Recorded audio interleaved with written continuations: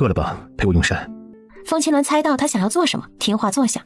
宁远不高兴了，他是来伺候荣王殿下的，荣王却让凤清鸾陪他用饭，他是伺候不好，不伺候也不好，终究还是不想伺候凤清鸾占上风。殿下，您先用饭吧，臣女不打扰您了。过来伺候本王用膳。宁远脚步顿住，他不要。怎么，你不是来照顾本王用膳的吗？本王给你机会还不过来？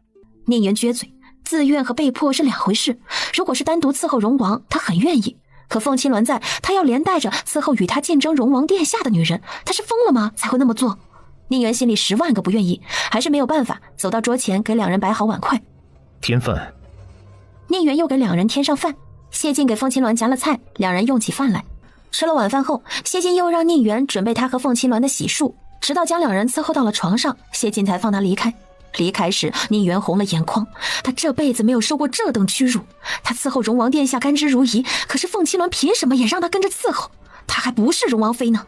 荣王殿下命令他伺候凤清鸾，将他当成一个婢女使唤，他都能想象以后要是真入了荣王府，上面有一个凤清鸾压着，偏偏荣王殿下还对他百般宠爱，那他岂不是进了王府就是去给凤清鸾做奴做婢，跟个丫鬟一样伺候他了吗？想到这，宁远就浑身打了一个哆嗦。他不要做那种人，她是明州最珍贵的小姐，是集万千宠爱于一身，生来就是让人伺候的，绝对不会去伺候情敌凤清鸾。这么一次之后，宁远打起了退堂鼓。谢晋将凤清鸾揽入怀中，凤清鸾解开他的衣服，仿佛又回到了第一次两人相遇的时候。第二日，凤清鸾醒来，谢晋还在熟睡。他查看了谢晋的脉象，比昨天平稳了许多，天隐煞也被压制了下去。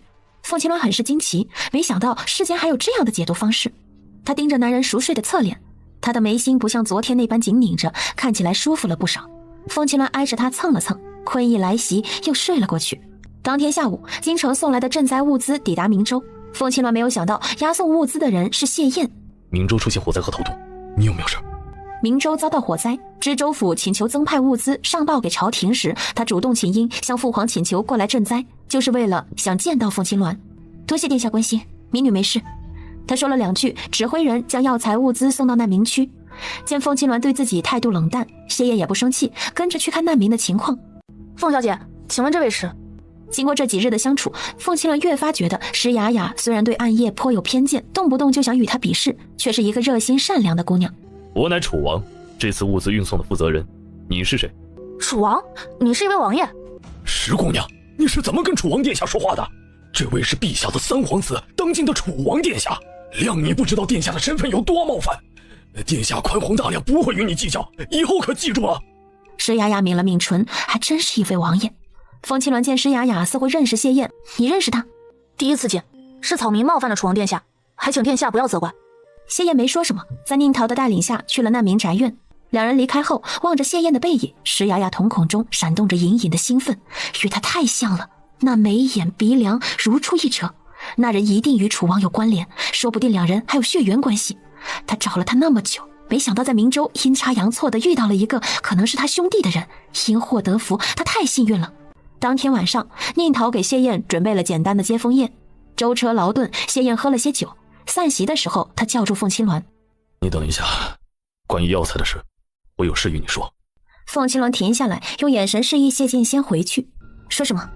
谢燕看到凤清鸾对谢晋的眼神，两人的关系看起来似乎很亲密了。谢晋也在不远处等他。你喜欢上宝晃叔了？凤清鸾一下子就明白了，他叫住自己根本不是为了药材。这是我的事，与你无关。如果殿下不是找我要说药材的话，我先走了。说完，他转身要走，谢燕挡在他身前。不准走！凤清鸾，我知道凤叔瑶的事让你伤透了心，但后来发现我最爱的是你，我对她没有半分情谊。再给本王一次机会，本王一定会将以前亏欠你的全部补回来。谢燕，你是听不懂人话还是什么？要我说多少遍？我对你没有感情了，不会再回心转意，请你收起你的自恋好吗？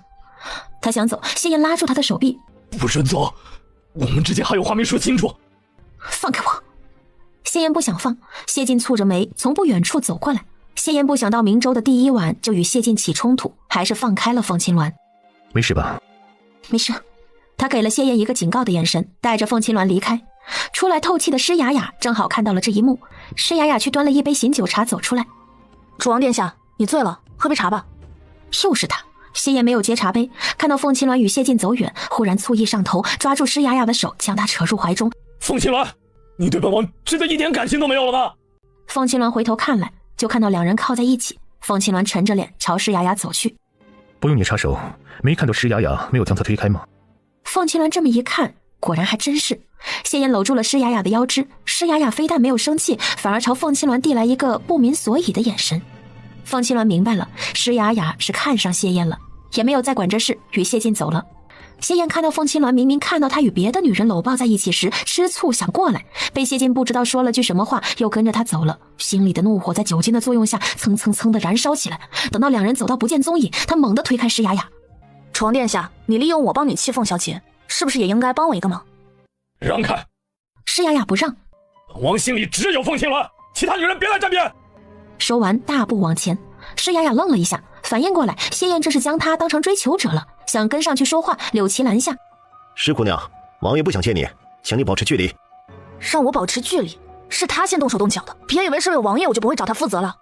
施姑娘，你应该知道殿下对你无意。谢燕在院子慢慢走着，听到身后柳琪的脚步声传来，问他道：柳琪，你是不是觉得我是自作自受？当初没有珍惜凤青鸾，现在对他说什么他都无动于衷。你说他是不是真的不喜欢本王？铁了心要与八皇叔一起，还气本王呢？王爷，属下不知道。在他看来，凤小姐好像对他家王爷没有留恋了，他再也没有见到过从前他对王爷那样痴迷的模样。我知道，他应该是对我彻底死心了，才会如此绝情，一点机会也不给。不过我是不会放弃的，他不喜欢我又如何？让他重新喜欢也不是难事。谢燕从袖中拿出一个锦盒，没有打开，将那盒子对着皎洁的月亮喃喃自语似的说道：凤青鸾，如果你忘了如何爱我，那我们重新认识一次，把前尘往事与恩怨一笔勾销。他对柳琪道：把施雅雅叫来。柳琪去了，没一会儿施雅雅被带了过来。殿下找我何事？在京城想踏入楚王府的名门贵女多如牛毛，你看起来不过是个乡野村妇。本王要你做一件事，你能帮本王达成，本王可以答应你一个条件，但不能是入王府做肥做屑。本王心里只有凤青鸾一人，对别的女人都没兴趣。楚王殿下，方才我就想说，殿下怕是误会了，我来找你并不是心仪楚王殿下，而是想向你打听一个人。打听谁？几个月前，我曾遇到一名年轻男子，来不及问他姓谁名谁，也没留下信物，正在寻他。今日见到楚王殿下，我看着那人与殿下有几分神似，不知道是不是与殿下有关系，想向殿下打听一下，殿下可否有兄弟？5个月前曾去了江南通州。向他打听是否有长得相似的兄弟去了江南通州。谢燕的脑海中第一时间想到的是谢衡。5个月前，谢衡在江南巡盐，路过通州，这个女人竟然是冲着谢衡来的。谢燕思索着，施雅雅注意到了，心中更加雀跃，笃定楚王一定认识那人，心中猜测，难道他也是一位王爷？那时他从山庄女扮男装偷溜出来，遇到小偷偷钱包，小偷借着对地形的熟识穿街走巷，他没有第一时间抓住，让他逃走。他出来只带了一个婢女，银子被抢，只能回山庄。爹娘一向不想让他抛头露面，要是回到山庄就不知道什么时候能出来，所以他对小偷紧追不舍，意外的遇到了那名公子。他见义勇为，命令下属帮他把小偷抓到。他想问对方姓名，贴的假胡子在奔跑时中掉落，侍女怕他暴露女儿家的身份，拖着他离开了。对方那宛如天神的俊美神颜让他一见钟情，回去后日益思念，实在是想再见他一面，于是从山庄再次出走，从江南一直寻他来到了明州。楚王殿下，你还没有回答我的问题。你说的此人我知道。他在哪儿？也在京城吗？他也是一位王爷？你答应帮本王做一件事，本王就告诉你，他行踪不定，只有我知道他在哪里。你要我为你做什么？你也看到了，我与凤青鸾之间有些小矛盾。我和他青梅竹马一起长大，本是两情相悦，对荣王横刀夺爱。我想追回凤青鸾，可经过刚才一事，他应该不会想见我。你帮我把他约出来。约出来什么？在他看来，凤小姐与荣王殿下虽然不是夫妻，但彼此眼中都有对方，正在甜蜜阶段，哪里像楚王说的横刀夺爱？你看到的都是表面，凤青鸾在与我置气，才会与荣王表现的亲密。我与他相识10几年，经常谁人不知谁人不晓。他是最深爱我的，我们之间有误会，我需要与他好好解释。只要你答应将他约出来，我就告诉你我那兄弟的情况。你与他只见过一面吧？对于他更多的信息，你不想知道吗？谢燕说的这点正中了施雅雅的心思。施雅雅当然想知道那位公子的更多情况，想了想道：什么时候见面之后，你不会做什么伤害他或者做很过分的事吧？他的武功和脾气，你觉得我能伤到他吗？我是王爷，他还不是说动手就动手了？我想挽回他，怎么可能会伤他？施雅雅想了想，好像也是，她答应了。等通知，柳琪会告诉你时间。第二天，施雅雅与凤青鸾一起去了难民营，引水渠修建好，开始实施引水。下属来将谢晋请过去。临走之前，谢晋收到了一封从京城来的飞鸽传信，是江渠传过来的。信件上面只写着5个字：计划进行中。谢晋将纸条收好，与下属出去了。柳琪见谢晋离开了城内，将此事禀告谢燕。去通知施雅雅，让她把凤青鸾带去后院。柳琪找到施雅雅，将地点与她说了。施雅雅从外面去房间，看到凤青鸾在给一位大腿烧伤截肢了的患者换药。凤小姐，我找你有事说。什么事？这里不方便，你随我来。凤青鸾狐疑地看了他一眼。等一下，马上包扎好了。没一会儿，两人走出房间。廖洛林刚为一名患者包扎了伤口，看到两人，笑嘻嘻地跑过来。青鸾姐姐，石姑娘，你们要去哪儿？出去走走。正好，我也忙完了。胳膊好酸啊，我陪你们一起去吧。不用了，我有私事要找凤小姐，单独与她说。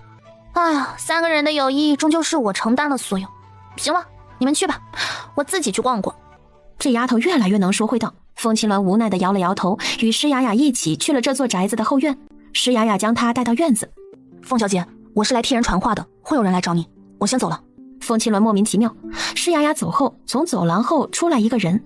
凤青鸾朝那边看去，是谢燕。她一下就明白了怎么回事。谢燕，你又在玩什么把戏？要见我，大可光明正大的，为什么要让其他人掺和进来？我约你，你会与我见面吗？而且我要与你说的是，难民营太多人，不适合。凤青鸾察觉不对劲儿，戒备地看着他。你想说什么？我想挽回我们之间的感情。又是这种事，凤青鸾不胜其烦，直接转身就走。柳琪挡住他的去路。凤小姐，我们家王爷的话还没说完，你不能走。凤青鸾转身看向谢燕，你要强硬将我留在这里吗？你不配合，我只能采取强硬的办法。要与你说多少遍你才相信我们彻底结束了？谢燕，我们和离了那么久了，你凭什么觉得我对你还有感情？谁给你的自信？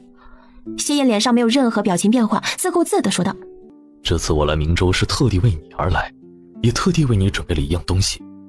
你若乖乖将它服下，就不会受到任何伤害。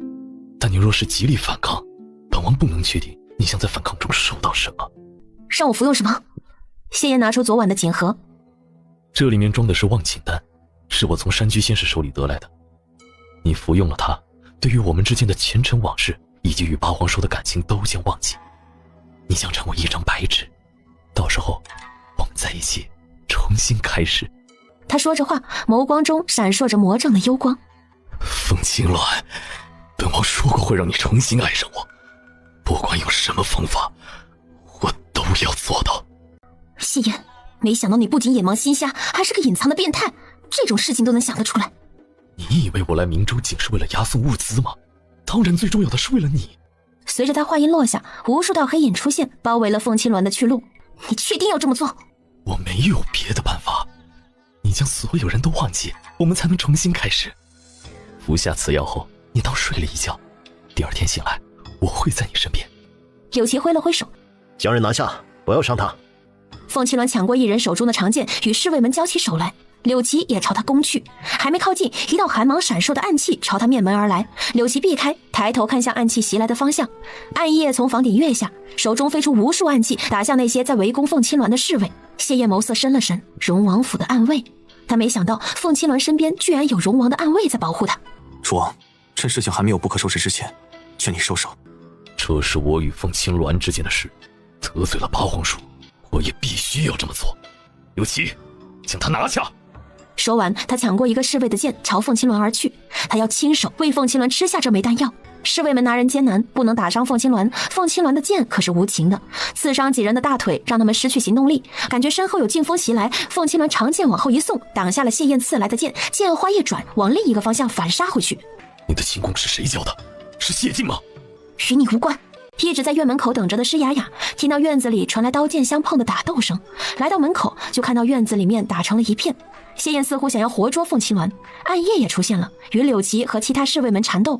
施雅雅惊诧不已，冲进来喊道：住手，别打了！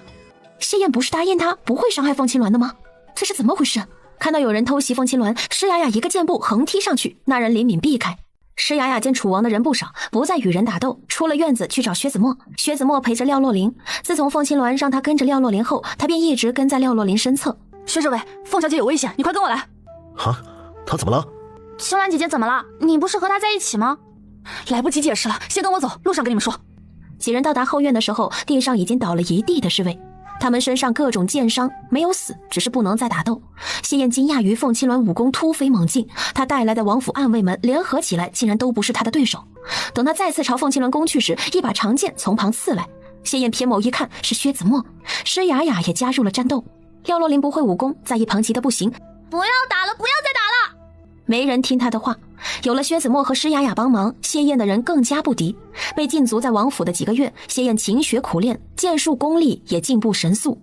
他示意侍卫们将几人分开对付，他则主要对付凤青鸾。眼见凤青鸾不少帮手，谢燕也顾不得让不让凤青鸾受伤了，猝然发力，在一人攻击凤青鸾时，朝他背后偷袭。青鸾姐姐，小心！此时谢燕已掏出了药丸，准备在凤青鸾没注意的时候将药丸打入他的嘴里。眼见凤青鸾会受伤，廖洛林不知道哪里来的勇气，猛地扑倒他身后的那名侍卫。因为他这一挡，又在大喊，谢燕趁着凤青鸾回头的瞬间，掷出丹药打进了廖洛林的嘴里。廖洛林只感觉有什么东西顺着他的喉咙吞进了腹中，捧着脖子惊恐道：楚王殿下，你给我吃了什么？凤青鸾听到声音，收手扶住廖洛林。是什么？青鸾姐姐，我不知道，好像是个丸子。药丸？廖洛林，快把忘情丹吐出来！他千辛万苦给凤青鸾准备的忘情丹，结果被这个女人吃了，那可是世间唯一一例。忘情丹？廖洛林愣住了，惊恐地望向不远处的薛子墨，想问是不是字面意思，他不想忘了薛子墨。这个念头刚一浮现，廖洛林腹部传来剧痛，一阵眩晕袭来，倒了下去。凤青鸾将他接住，坐到地上。薛子墨和施雅雅也来到了两人身边。凤青鸾把了廖洛林的脉象，对薛子墨道：快把他送去房间。薛子墨眉心一拧，将廖洛林打横抱起，送出院子。凤青鸾瞥向谢燕，如同在看一只蝼蚁，卑鄙无耻。谢燕，你真令人恶心。凤青鸾冰冷的眼神和话犹如尖刀插入谢燕的心上。谢燕怔愣地看着他，待人心急火燎地离开了后院，脸色沉凝的吓人。王爷，药让廖洛林吃了。说本王恶心？凤青鸾，那本王就恶心给你看。此生不管用什么方法，你都必须是我谢燕的人，就算是死，你也要与我葬在一起。凤青鸾让薛子墨将廖洛林送入房间后，让他在外面等着，将廖洛林迅速地送进了空间实验室。他要马上给廖洛林动手术，将忘情丹取出来。薛子墨站在门外，紧盯着房门，连他自己都没有察觉到，如同一尊神像一样一动不动。凤小姐医术精湛，她一定不会让廖小姐出事。为什么帮楚王？我有我的理由。为了你的理由，欺骗凤小姐入她的局，将她置于危险的境地，你就是这么报答她对你的救命之恩的。楚王答应过我不会做伤害凤小姐的事，我也没想到他这么狡诈，他利用了我。凤青鸾相信你，才没有对你有所怀疑，但显然你不是良人，没必要再待在这儿，你该离开了。你什么意思啊？要赶我走？他知道今天这事的确是因为他的一己私欲造成的，让单纯善良的廖洛林受到了牵连，心中也很自责。走不走是我的事，用不着你来管。说完，他大步离开院子去找谢燕。楚王，你不是说不会伤害凤青鸾吗？暗中下手，害了廖洛林，也害了我，太小人了。放肆！如此对殿下说话，还想不想要你的舌头了？怎么，殿下敢做还怕人说？你与凤青鸾之间的关系，恐怕不是像你告诉我的那样吧？你是来智慧本王的事的。楚王，你让我帮你做的事我做了，按照约定，你应该把我想要的信息告诉我。你那位兄弟在哪？他叫什么名字？他在京城，每日被关在府中，什么也不能做。而且你一个无名小卒，找到了他又能怎么样？能攀上他吗？他也是一位王爷吗？王爷？不，他是一块泥，被我踩在脚下。你找他不会有好结果，不如替本王办事。凤青鸾看起来与你关系不错，你骗他出来都没有怀疑，本王可以允许你成为为我做事的人。既然我是一个无名小卒，岂配得上为王爷办事？我只想找到我想找的人，不想参与其他的事。告辞。谢燕给他的回答模糊不清，并没有让他得到想要的信息。来时，施雅雅想到了一个问题：凤青鸾与谢燕是青梅竹马的长大的，那么关于谢燕的兄弟，他应该也知晓。等凤青鸾出来，有必要问一问他。他回到廖洛林的房间外等着，大概过了小半个时辰，房门打开，凤青鸾从里面出来。他怎么样了？第一时间取出了药丸，望其难易消化。洛林服下后消化了1/4，可能会给他造成不好的反应，具体如何，等他醒来后才知道。薛子墨紧张的神情松缓了一些。你担心他忘了你吗？这段时间他看出来了，洛林这小丫头心仪薛子墨，每次看到他与薛子墨在一起，都笑得见牙不见眼，看他的眼神含情脉脉。小姐，属下担心他不过是基于小姐重视，你不想他出事，属下自然也不想。他忘不忘记属下，这没有多大关系。他的回答认真又郑重，凤青鸾被他的样子差点逗笑。薛子墨还没有意识到洛林喜欢他，他的回答要是让那丫头听到了，可能要伤心了。凤青鸾在难民营与谢燕的人打起来的事，谢晋那边也知道了，将外面的事情处理完后回来，叫去暗夜，让他将今日在后院发生的事事无巨细的汇报给他。当得知谢燕企图让凤青鸾服下忘情丹，抹去他现有的所有记忆，谢晋周身的气场犹如笼罩在了冰霜之中。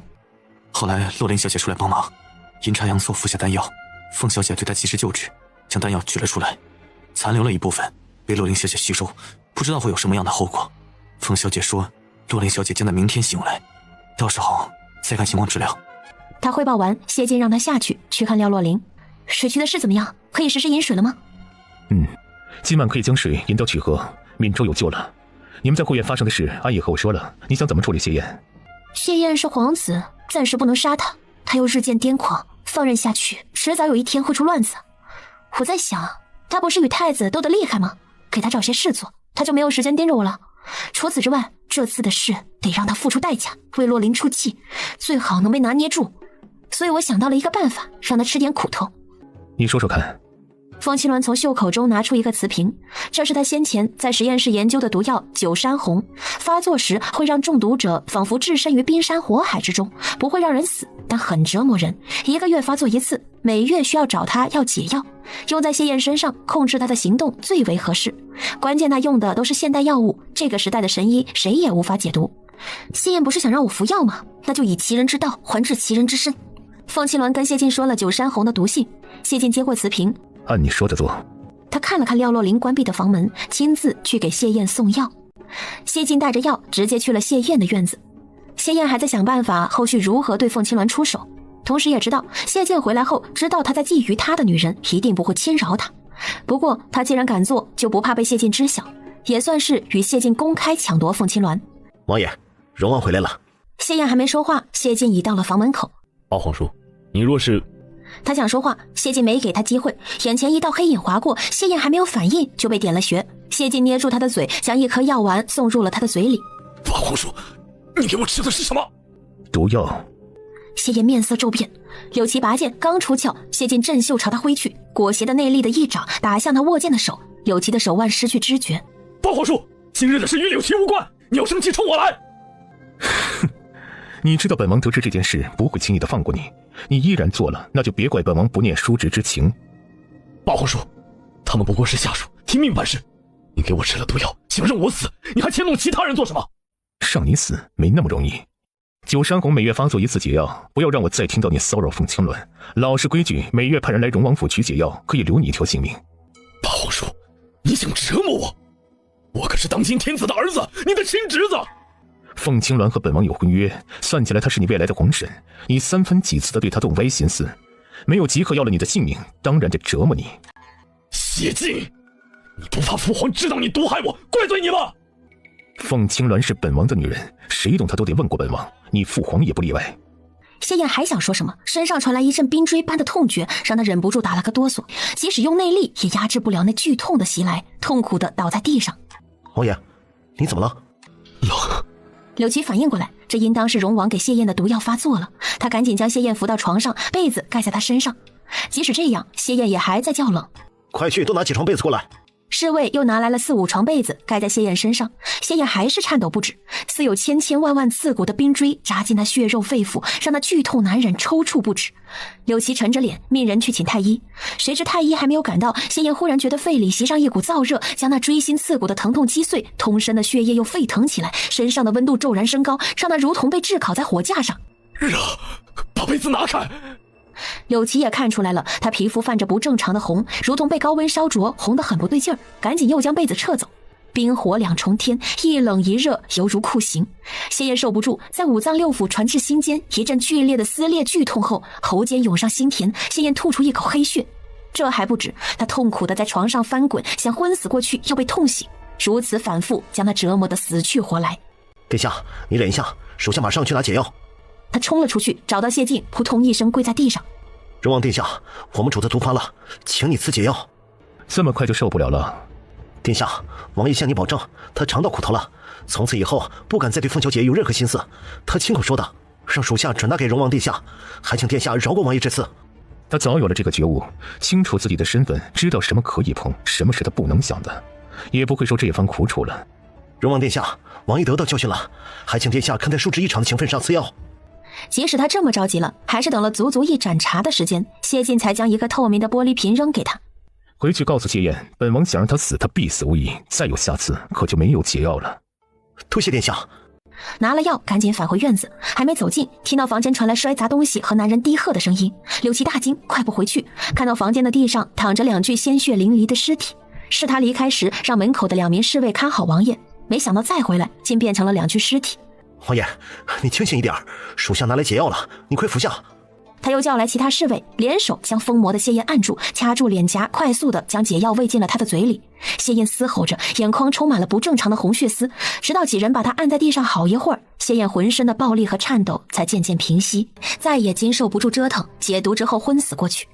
柳琪心惊后怕，九山红的毒性发作太要命，要是没有解药每月来1次，他家王爷迟早会被这毒折磨疯。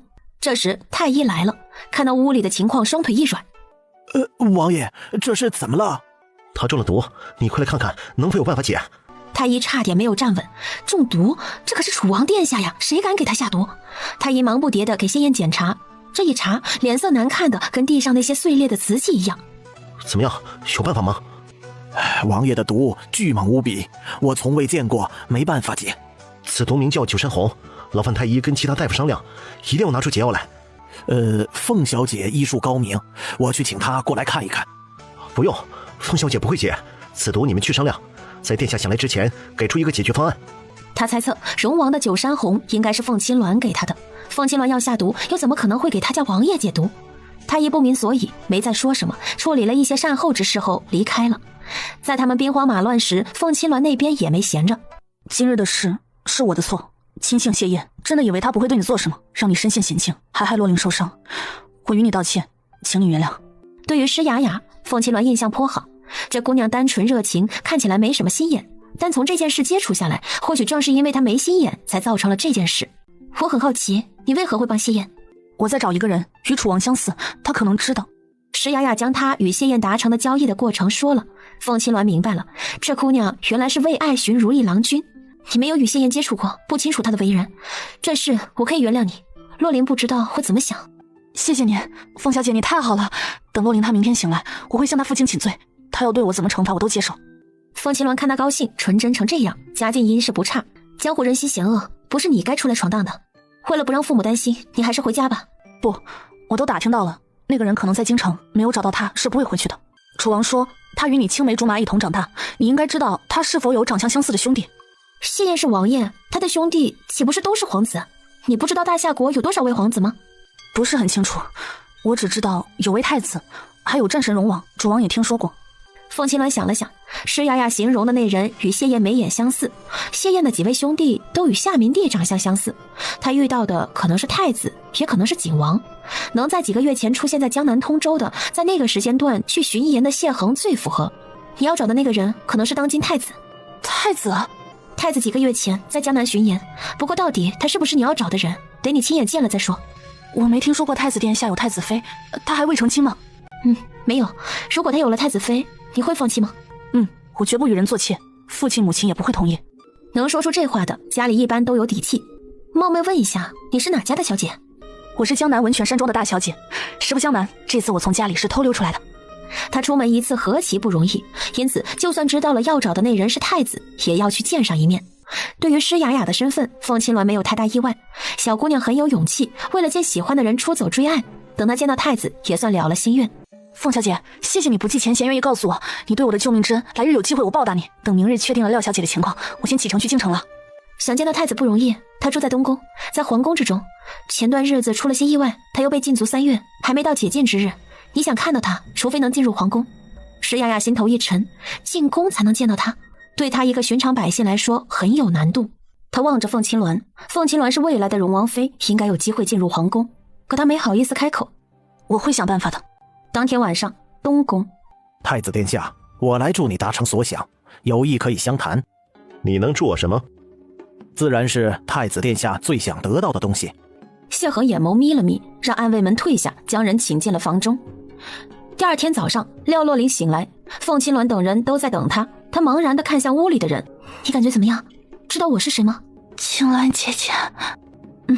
还记得我？我怎么会不记得姐姐？那你还记得房间的他们是谁吗？廖洛林朝其他人看去，视线缓缓地掠过谢静、施雅雅，最后落到薛子墨身上。他是谁啊？薛子墨，他这段时间一直跟着你，保护你，不记得了吗？我不认识他。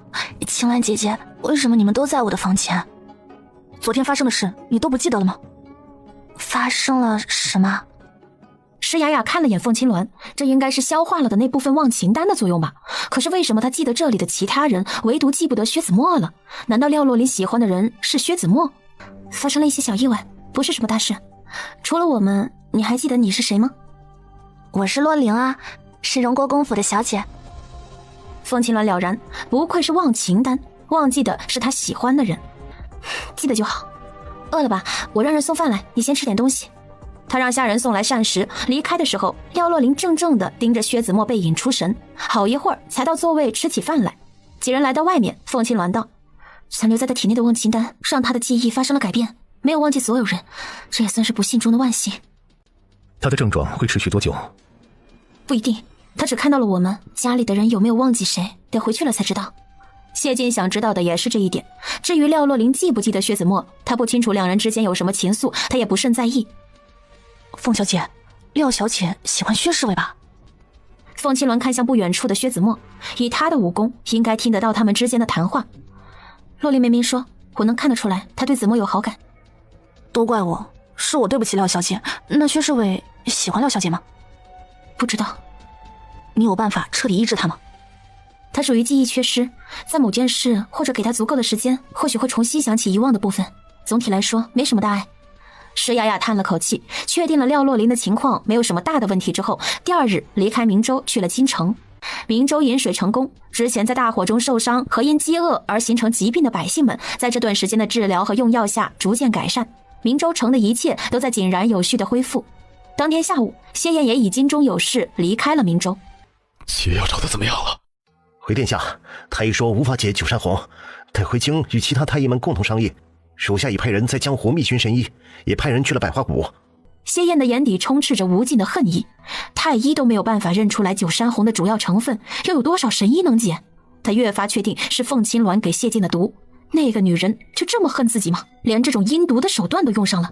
3天过后，明州百姓们的生活渐渐恢复正轨。谢晋和凤青鸾启程回京，离开的时候，宁远来送他。他两眼汪汪望着谢晋，欲言又止，深知自己是进不了荣王府，不能成为谢晋的女人了。在看向凤青鸾的眼神时，充满了羡慕、嫉妒、恨。荣王殿下和凤小姐是明州百姓的救命恩人，若不是他们，我们哪还能活得到今日？是啊，荣王殿下是我们心中的神，明州百姓永远感谢你。听说凤小姐是荣王殿下的未婚妻，荣王夫妇人美心善，是我大夏之福，百姓之福。明州的百姓们高声赞扬。在一片欣喜和激动的欢送声中，凤青鸾和谢晋踏上了返京的路程。翌日晚上，凤青鸾一行人抵达京城，谢晋回到荣王府时，江曲已经在等他了。两人一同进了书房。凤青鸾看了祖母后，回到房间早早睡下。第二天，小姐，外面有一个叫葛明的人过来找你，这人前2天来过一次，他说是小姐的好友，找小姐有急事。老奴告诉他，您在回京城的路上，他今日得知小姐回了侯府，又过来见你了。请他进来。自从恢复记忆后，葛明一直在宁乡村生活。凤青鸾让他帮忙照看疯了的媚娘，若没有事情，他不会来找自己。管家将葛明带了进来。小姐，媚娘不见了。怎么回事？4天前我们去山里做活，回来后发现媚娘不见了。有人说看到她往村口走了。我们将宁乡村里里外外找了一遍，没有发现。我来京城也没找到，她失踪了。凤青鸾眉心蹙着，媚娘因受刺激，精神失常，这段日子一直服药，状态应该是比较稳定的。她失踪之前可有异常？没有，跟往常一样，生活很有规律，不管去哪里都会和我们说。这次突然离村，我想她是不是恢复了记忆，想回去百花楼？或许有这个可能。萧玉死了，安义国的人也离开了京城，他若是恢复了记忆，想回百花楼，没什么顾忌。你去那里问过吗？去问过，没有。那我们再去一趟。两人装扮成2位年轻的公子哥，由薛子墨驾着马车一起去了百花楼。两人被姑娘们带进了楼里。小爷今日来，别的姑娘不要，只要花魁，去把媚娘叫出来。小公子，你不知道吧？媚娘是咱们以前的花魁，出了点事被客人带走了，再也没有回来了，人不知道去了哪里。咱们楼里现在的魁首是碧青，公子若想让碧青伺候的话，可以满足一些条件，奴家还得去把妈妈请来。这么麻烦啊？那我们自己逛逛吧，本公子不喜欢被人缠着，你们一边去。好的，公子，奴家一定满足你的要求，不来打扰了。等你想点咱们的时候，随时来呀。凤青鸾让人找了一个包间，与葛明进去，分头行动，发现异常不要轻举妄动，出去了会合再说。葛明点头，两人翻出窗外，来到后面的走廊上，分别往其他的方向去了。他转到了人烟稀少的后院，走到了一个偏僻的院落时，忽然听到那边传来了一声女子的惨叫。他循声找过去，这边是一处看起来闲置的房子。凤青鸾放缓呼吸，悄无声息地来到了房门下。还敢叫？去把他们的嘴堵上！你们既然入了这个地方，不好好听话接客人，细皮嫩肉的可受不了几鞭子。想活还是想死，你们自己选。他骂完，其中一个姑娘奋力地朝他嘶吼，姑娘眼神凶狠和倔强，周老五来了兴趣。把这个嘴里东西拿出来，我倒要看看他要说什么。那名姑娘嘴里的布被扯了出来，周老五走到她面前蹲下。呸！你们这些爱签刀的，把我们掳来干那些勾当，逼良为娼，不得好死！哼，一个小贱蹄子也敢冲本大爷吐口水，我看你是活腻了。他抽出腰间的匕首，一下捅进了少女的肚子，少女嘴里吐出鲜血，倒在地上，瞪着眼睛死不瞑目。周老五站了起来，可怕的目光扫过剩下的几名少女。看到了吗？我想弄死一个人和捏死蚂蚁一样，不听话的人就是这种下场，死路一条。还有人想逃跑吗？听不听话？姑娘们眼中充满了极致的恐惧，她们不停地点头表示听话。凤七鸾在门外握紧了拳头，没想到京城最大的百花楼里面的姑娘居然是这样来的。几个男人将姑娘们驯服之后，周老五走出房间，把尸体拖出去扔了，再饿他们一天，明天再交给刘妈妈。两个男的进去，将那名姑娘的尸体抬走。另一个房间剩下那几个，不听话也不能全杀了，交给张牛，让他交给那人吧。好的，大哥，以前像这种宁死不屈的，咱们只能悄悄的解决，处理起尸体来很麻烦。但是现在吧，那边需要用人，咱们这边有人，把多余的不听话的送过去，还能赚上一笔，这活可真是好买卖啊！那可不，一个可以多赚100两，不听话的人也难以管教，送出去咱哥们赚些钱不好吗？走，喝酒去。方清鸾听到了他们的对话，将人卖出去，这又是一条什么线索？卖给谁？凤青鸾觉得这百花楼很有问题。他不知道，在他聚精会神望着屋里情况的时候，有一双眼睛已经在暗中盯上了他。拿下！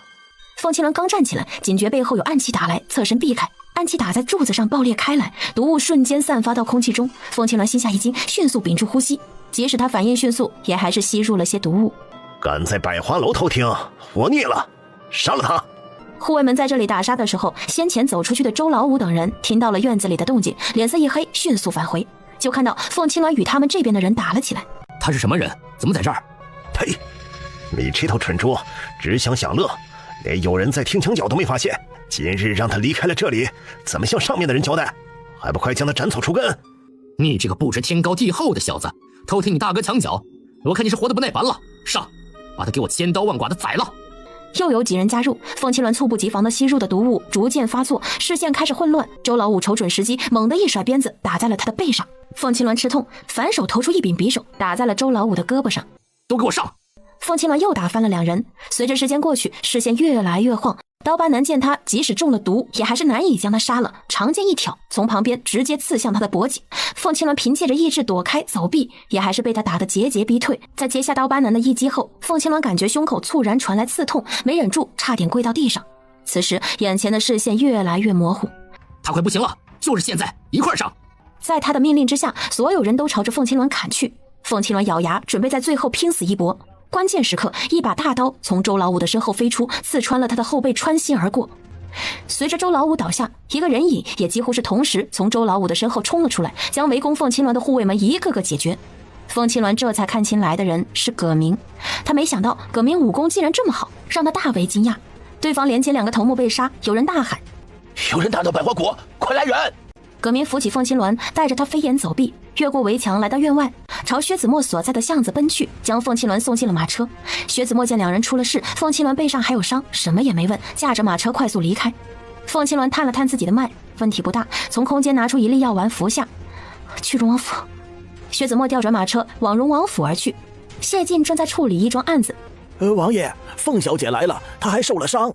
谢晋放下手中公务迎出去，就看到凤青鸾脚步虚浮，面色苍白地走了进来。怎么了？看到他背上那道狰狞的鞭伤，还有鲜血溢出。江渠，去拿药来。他带凤青鸾进了房间，凤青鸾趴在床上，谢晋割开他背上的衣服，清理伤口。媚娘失踪了，刚才我们去了百花楼，发现了一些东西。凤青鸾将他在百花楼看到的拐卖良家妇女、逼良为娼的事与谢晋说了。百花楼目无法纪，看着见不得光的事，你派人去查查，将被囚的姑娘们救出来。很痛吗？不疼，是气的疼。这件事情我会查，你别太着急。我本不想打草惊蛇，还是被人看见了。那2个小头目虽然都死了，但今晚我们闯了百花楼的事，里面的人都知道了，肯定有了警觉，他们会将人进行转移。等你带人过去搜查的时候，只会扑了个空。都怪他不小心，没察觉到刀疤男的出现。处理好伤势，凤青鸾才看到谢晋在看到他身上的伤时，神情严肃的能拧出一盆水来。你待会儿要派人去查百花楼吗？现在不去，如你所说，人去楼空查不出什么，反而官府上门会引起背后之人的警惕。你看着办。不过百花楼背后的金主，你知道是谁吗？暂不清楚，不过百花楼的确不简单，里面的女人对官员的口话进行证据搜罗。你的意思是，百花楼里的姑娘们收集各个官员的线索和证据证物，汇报给他们背后的老板？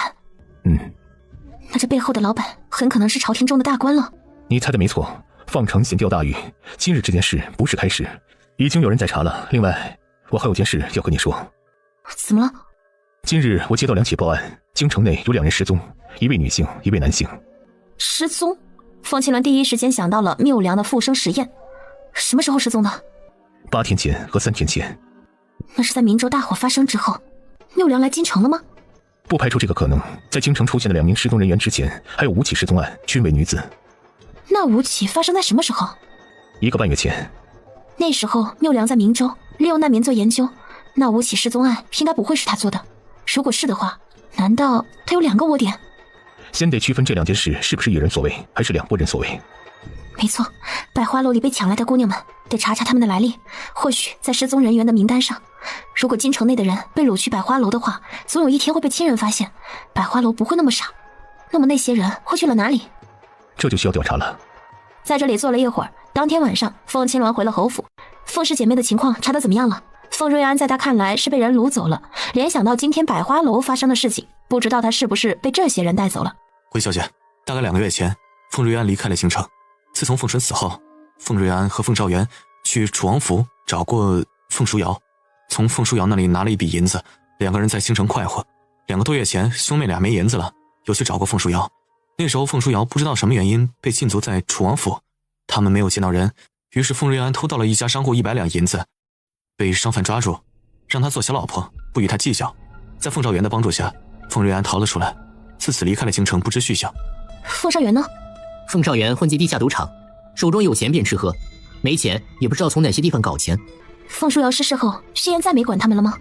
同样是不知道什么原因，楚王不许他们再住在暮云斋。我知道了，交给你们一个任务，去找凤瑞安，将他离开京城后去了哪里，与什么人有交集，是否被人带走了，都去查一查。宋鼎和宋修2兄弟领命下去了。小姐，你该休息了。对了，洛林说他明日来侯府，你陪陪他。是，小姐。第2天，凤青鸾用完早膳。小姐，府外有一位姑娘来找您，她说叫施雅雅。请她进来。施雅雅走到正厅，见凤青鸾面色虚弱又苍白，惊讶问道：凤小姐，您怎么了？昨夜没休息好，你在京城过得怎么样？还习惯吗？托凤小姐的福，住的还习惯。听说你们回了京城，我想着来看看。明州的事告一段落了吧？一切回归正轨。荣王殿下和凤小姐的善举，相信明州的百姓们一定都很感激。两人叙着旧，凤青鸾见他来，似乎不只是为了与他说这些。你见到太子了吗？实不相瞒，想进宫见到太子，对于我一个初来乍到的外地人来说，连宫门都进不了，难于登天。凤青鸾猜到的也是这样的结果。一个平民想要进入皇宫，何其困难！你今日找我，除了叙旧，还是想找我帮忙？凤小姐与荣王关系匪浅，你要进宫的话不是难事，只要你进了宫，带我去见到太子一面，我此生死而无憾。而凤小姐对我的大恩大德，我也将永远铭记于心，报答你。我作为臣子之女，无诏不得进宫。要进宫的话，需要理由。荣王虽然可以随时进去，但要带上我也需要理由。连你也没有办法吗？你准备在京城待多久？我带的盘缠快用完了，最多还能坚持7天。7天后还没有见到那人的话，我就要找一份工作着了。如果你时间充足，等待合适的机会，我带你进去。在那之前，这段时间你住在侯府吧。那怎么行？你救了我的命，我还差点害你中了楚王的圈套。你答应带我进宫见太子，我都很感激不尽了。我何德何能还能住在侯府？侯府这么多房间，有什么不可？你暂时在这里住下，说不定以后会有需要你帮忙的时候。他派人去查了，文泉山庄是江南第1大庄，原主的外祖父母在江南，以后有什么事有文泉山庄罩着，也算是一份人情。好，以后凤小姐有需要我和文泉山庄办事的时候，我们一定竭尽全力报答你对我的恩情。施小姐见外了。两人说着话，廖洛琳来了。青兰姐姐，好久不见，我好想你啊！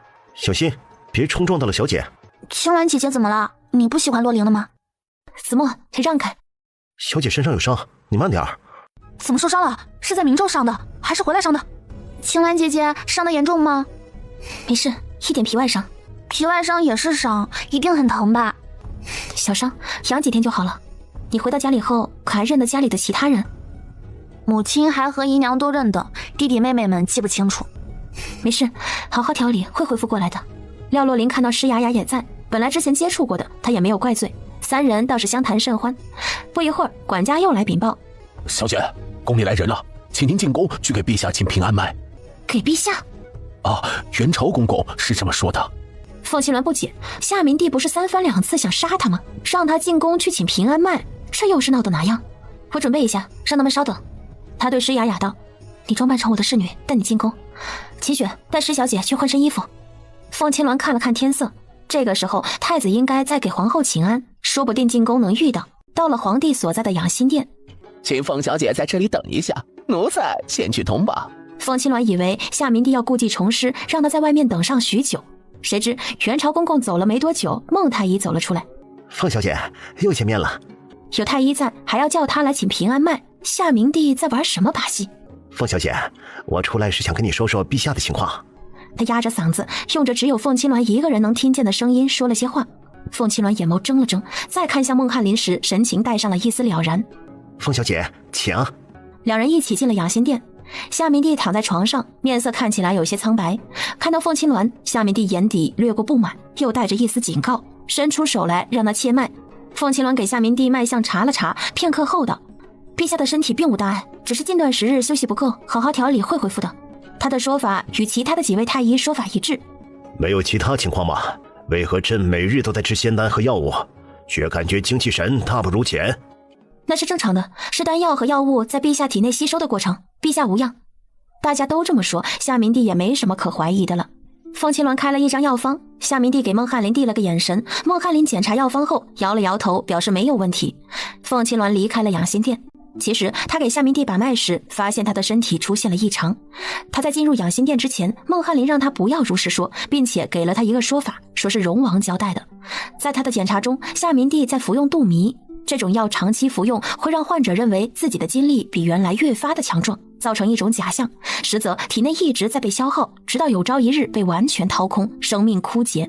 凤青鸾不知道谢晋是从什么时候开始计划这些的，看夏明帝现在的情况，服用杜迷有一段时间了。几人在公道上走着，施雅雅看到凤青鸾在想事情，走的路好像是进宫来时的路，不是还要去皇后宫中见太子吗？难道就这样回去了？小姐，我们要出宫吗？经他一提醒，凤青鸾被拉回神智，想起来还有一件重要的事情没做。劳烦公公带我去坤宁宫给皇后娘娘请安。凤小姐，没有皇后娘娘的传召，奴才不敢带您过去。皇后娘娘先前生病，由我为她医治，不知道她情况如何了。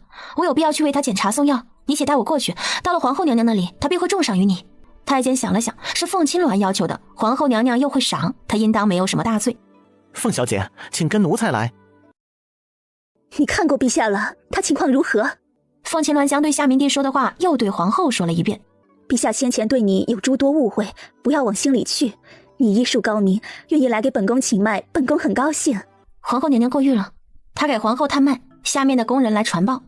太子殿下到。施雅雅正在原地，这不是她一直在找的那人是谁？前几个月在通州曾经帮过她的那位公子，果然是太子殿下。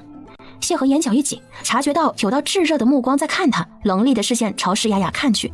施雅雅吓了一跳，立马低着头看向地面。谢恒眼神在他身上停留了一瞬，走向皇后恭敬道：儿臣给母后请安。起来吧。看到凤青鸾也在，谢恒的神情变得有些讳莫如深。凤小姐，你怎么来了坤宁宫？臣女是来给皇后娘娘请平安脉的。那倒是，与太医比起来，凤小姐的医术更为精湛，有你为母后的康健保驾护航，姑也放心。谢恒与凤青鸾说着话，又察觉到提着药箱的侍女在看他，他一看过去，侍女的目光就慌忙躲避。他蹙了蹙眉，心中有疑。凤青鸾拿出一盒滋补气血的药丸给皇后，在与他说话的时候，暗暗地注意着施雅雅的神情。很明显，在他看到谢恒时，神情变了变，猜到施雅雅应当是确定了谢恒是他要找的人了。又与皇后虚与委蛇了一阵后，凤青鸾借口有事告辞。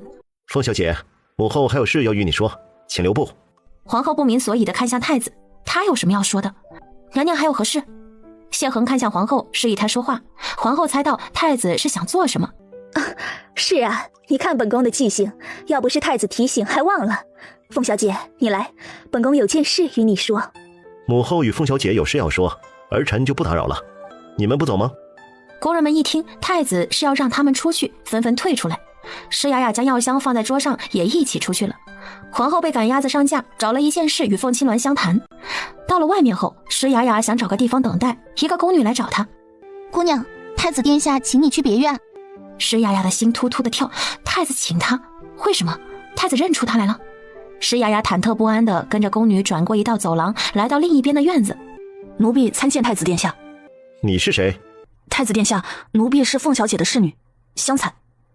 她的侍女姑见过，你不是她的人。姑进殿时，你看姑的眼神躲闪慌张，怎么？你很怕我？太子殿下天言，奴婢不敢直视。说，你是谁派来的？进坤宁宫做什么事？想对母后图谋不轨吗？太子殿下，奴婢没有恶意，还请殿下相信。你有些眼熟，我们在哪儿见过？是的，殿下，我们曾见过。在什么地方？你进宫是特地来见姑的？殿下，不知道你是否还记得，几个月前在通州街上，有位小公子的钱包被偷走，是殿下命人帮那人将钱包找回来了。谢恒回忆着，他记性一贯很好，这件事怎么可能没有印象？你是那位小公子？正是，没想到太子殿下还记得奴婢。所以你从通州来京城，又混进皇宫，是为了来找本太子的？是，殿下，当时我离开的太匆忙，还没来得及感谢殿下，那些钱对我来说很重要，多谢殿下帮忙。谢恒眯了眯眼睛，上下端详起施雅雅来。这女人面容羞涩，看她的眼神中带着憧憬和迷恋。想到什么，她冷冽的声音放缓了几分。凤青鸾知道你是进宫来找姑的，你与她关系很亲密？我与凤小姐在明州认识的，她帮过我很多次，没有她，我进不了宫来见太子。她愿意帮你到这份上，说明对你的感情非同寻常。凤小姐是个好人。你在不知道姑是何人的情况下，从通州一路寻到京城，说明你不是基于姑的身份而来。姑身边太多尔虞我诈，你对姑来说是一个很特别的人。多谢太子殿下厚赞。姑在宫中见惯了勾心斗角，若姑不是太子，谁会对姑多看一眼？你是例外，让姑看到了真意。殿下，臣女受宠若惊，受不得你这么高的评价。哼，既然来了京城，好好享受京城的美好风光。太子殿下，我本打算见过你后离开京城。这么快？不想在京城与姑多见见面吗？殿下的意思是？姑当时见你便知你非同寻常，今日又得知你为了姑特地从通州赶来，这份情谊，姑怎么可能感受不到呢？姑可以陪你在京城游玩。可是殿下，凤小姐说你在禁足期间。这不过是对外，姑想做什么事，还有人能管得住吗？你值得姑为你这么做。施雅雅简直要欢呼跃雀了起来。太子的意思是自己值得他为他打破规矩，对殿下来说，他真的是很特别吗？你住在哪里？凤小姐请我住在侯府。凤青鸾是姑的未来皇婶，你们关系融洽，对姑来说是一件好事。不过最近京城不安全，姑想随时随地知道你的行踪。有异常情况，你到清水巷去，姑有人安排在那里。记住，你自己亲自去，不要告诉凤小姐。施雅雅疑惑，她怎么没听凤青鸾说起她与太子关系好？你知道吗？凤小姐是前楚王妃，后与楚王和离，与八皇叔走到一起。对于这件事，施雅雅是第一次听到。是如此吗？她之前是姑的皇嫂，关系尚可。原来如此。谢恒对她露出一个温和的笑容，伸手拨了拨她耳边的鬓发。姑没想到今日会遇到你，没准备见面礼，下次见面姑补上。施雅雅心潮澎湃地垂下眼帘。记住姑说的话，这是我们之间的秘密，不要对任何人说。是，殿下，我会记得的。两人说完，谢恒离开了院子。看到他消失在花园中的背影，施雅雅一颗心不知道该用什么来形容。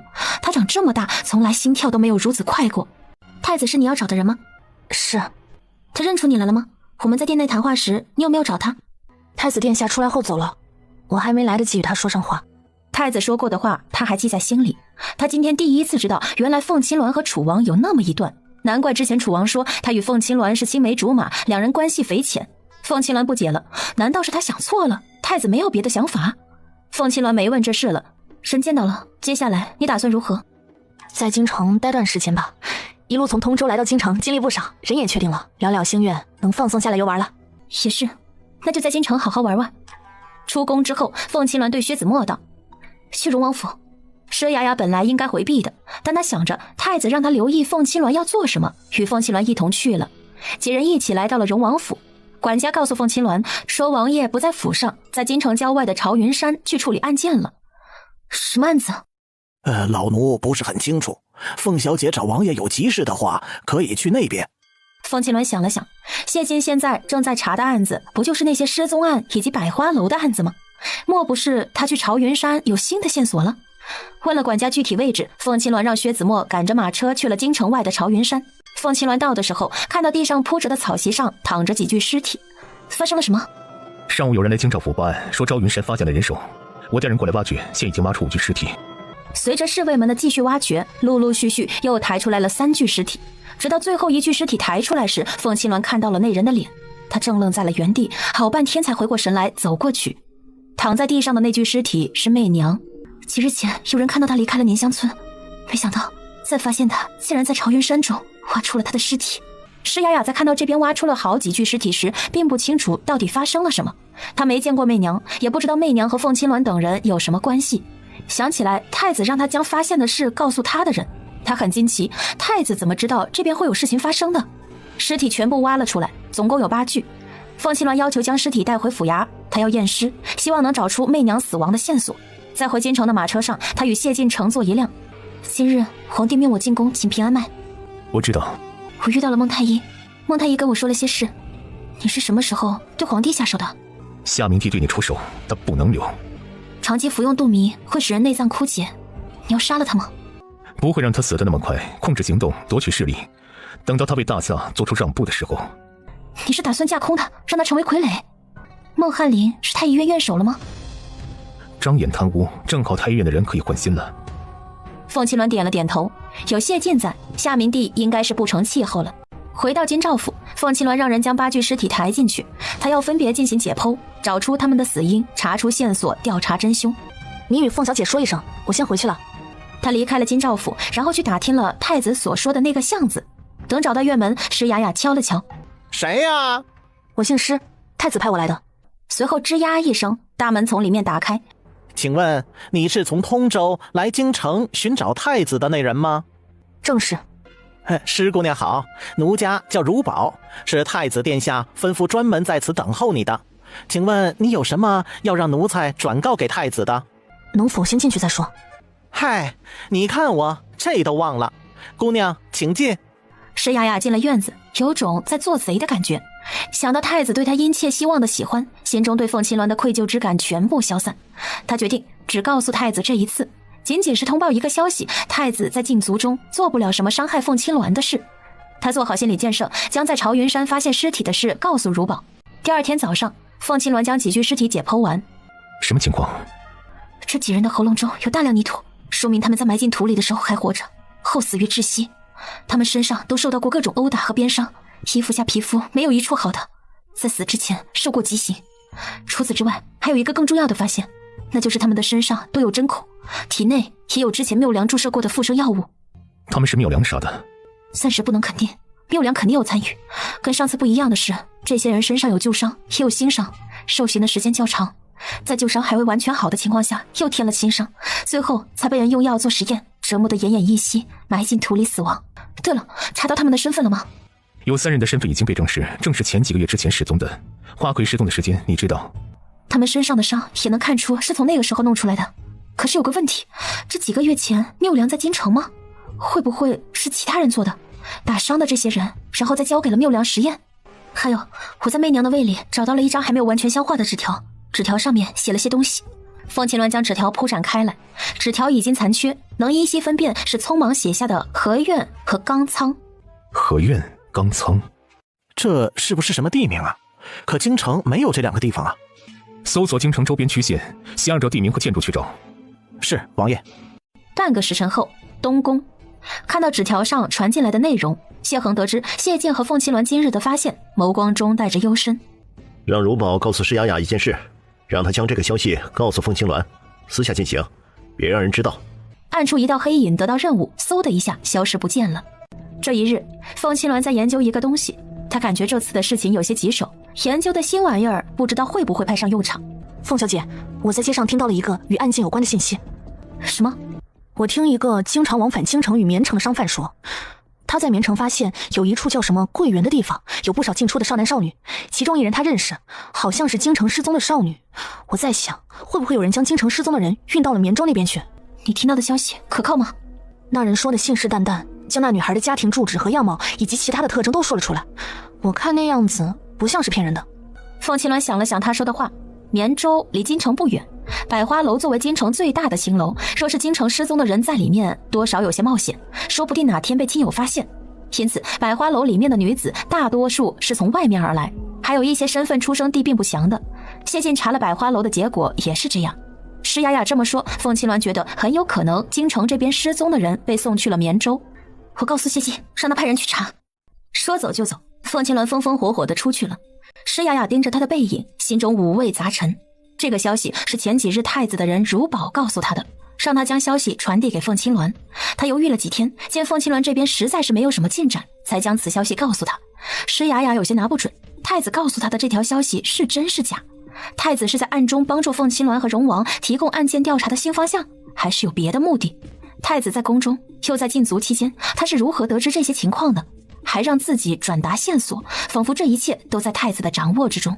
他有些茫然，万一太子不是好意帮忙，是要害凤青鸾而借了他的手，可怎么办？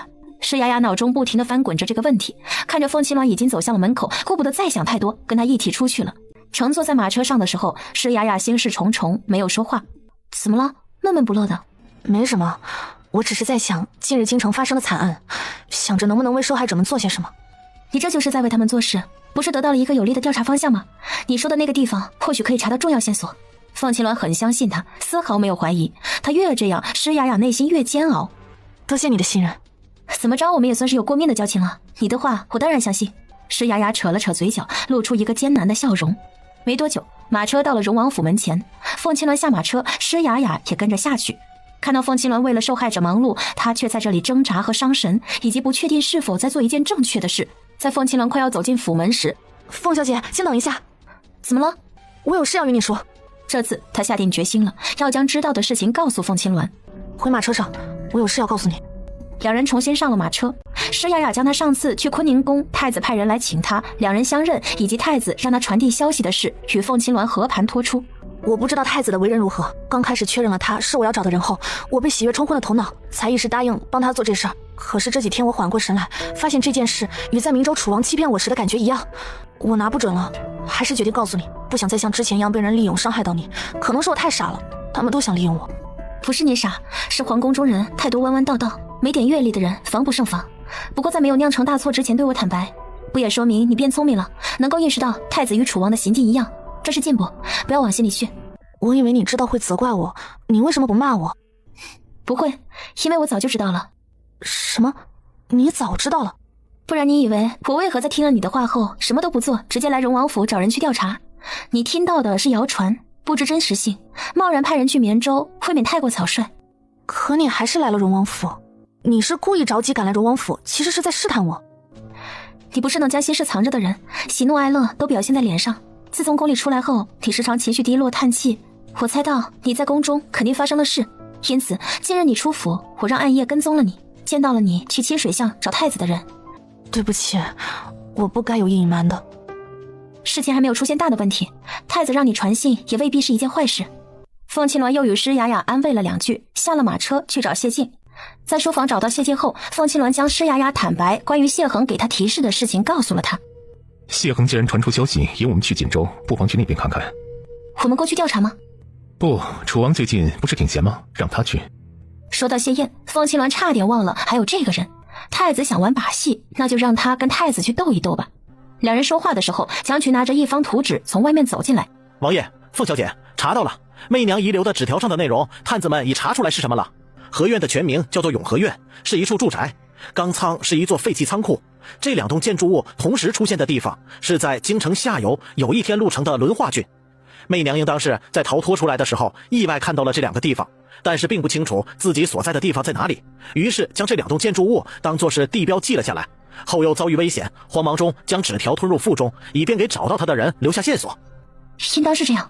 查出关押人质的具体位置了吗？属下已命人查过了，在这2个地方中间有一个叫梅庄的地方，有探子发现半夜此处有人异常出入，数量不少，也曾半夜听到这里有女子的惨叫声，这处可以重点怀疑。去准备，立马出发去伦化郡。蒋曲要出去。等等，此事不要声张，我先去看看。我与你一起去。好。派人大张旗鼓往那边去了，定会打草惊蛇，被对方发现而转移人质。他不妨先去一趟，确定真假。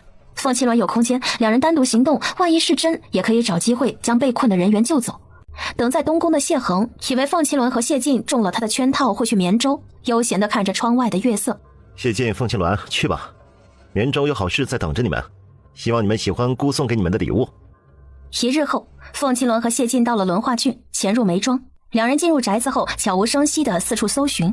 走到一处院落，谢晋听到远处传来女人哭泣的声音，两人循着叫声找过去，来到一处地下室。地下室看起来像是地牢，每个隔间里关押着不少的男女。在那些人中，凤青鸾看到了失踪已久、杳无音讯的凤瑞安。然而，从进入地牢的走道开始，每隔一段距离就有侍卫守着。谢晋和凤青鸾对视一眼，准备分开行动，将侍卫们放倒。谁知凤青鸾刚踏步出去，谢晋忽然抓住他，站在了原地。有人来了。顷刻间，无数的侍卫从地牢里冲出，堵住了他们的去路。从地牢深处走出来一个戴着面具的人。哼，还真是阴魂不散，连这里都找过来了。他也心下疑惑，太子怎么做事的？不是将谢晋引去了绵州吗？再次看到缪良，凤青鸾眼眸冰凉。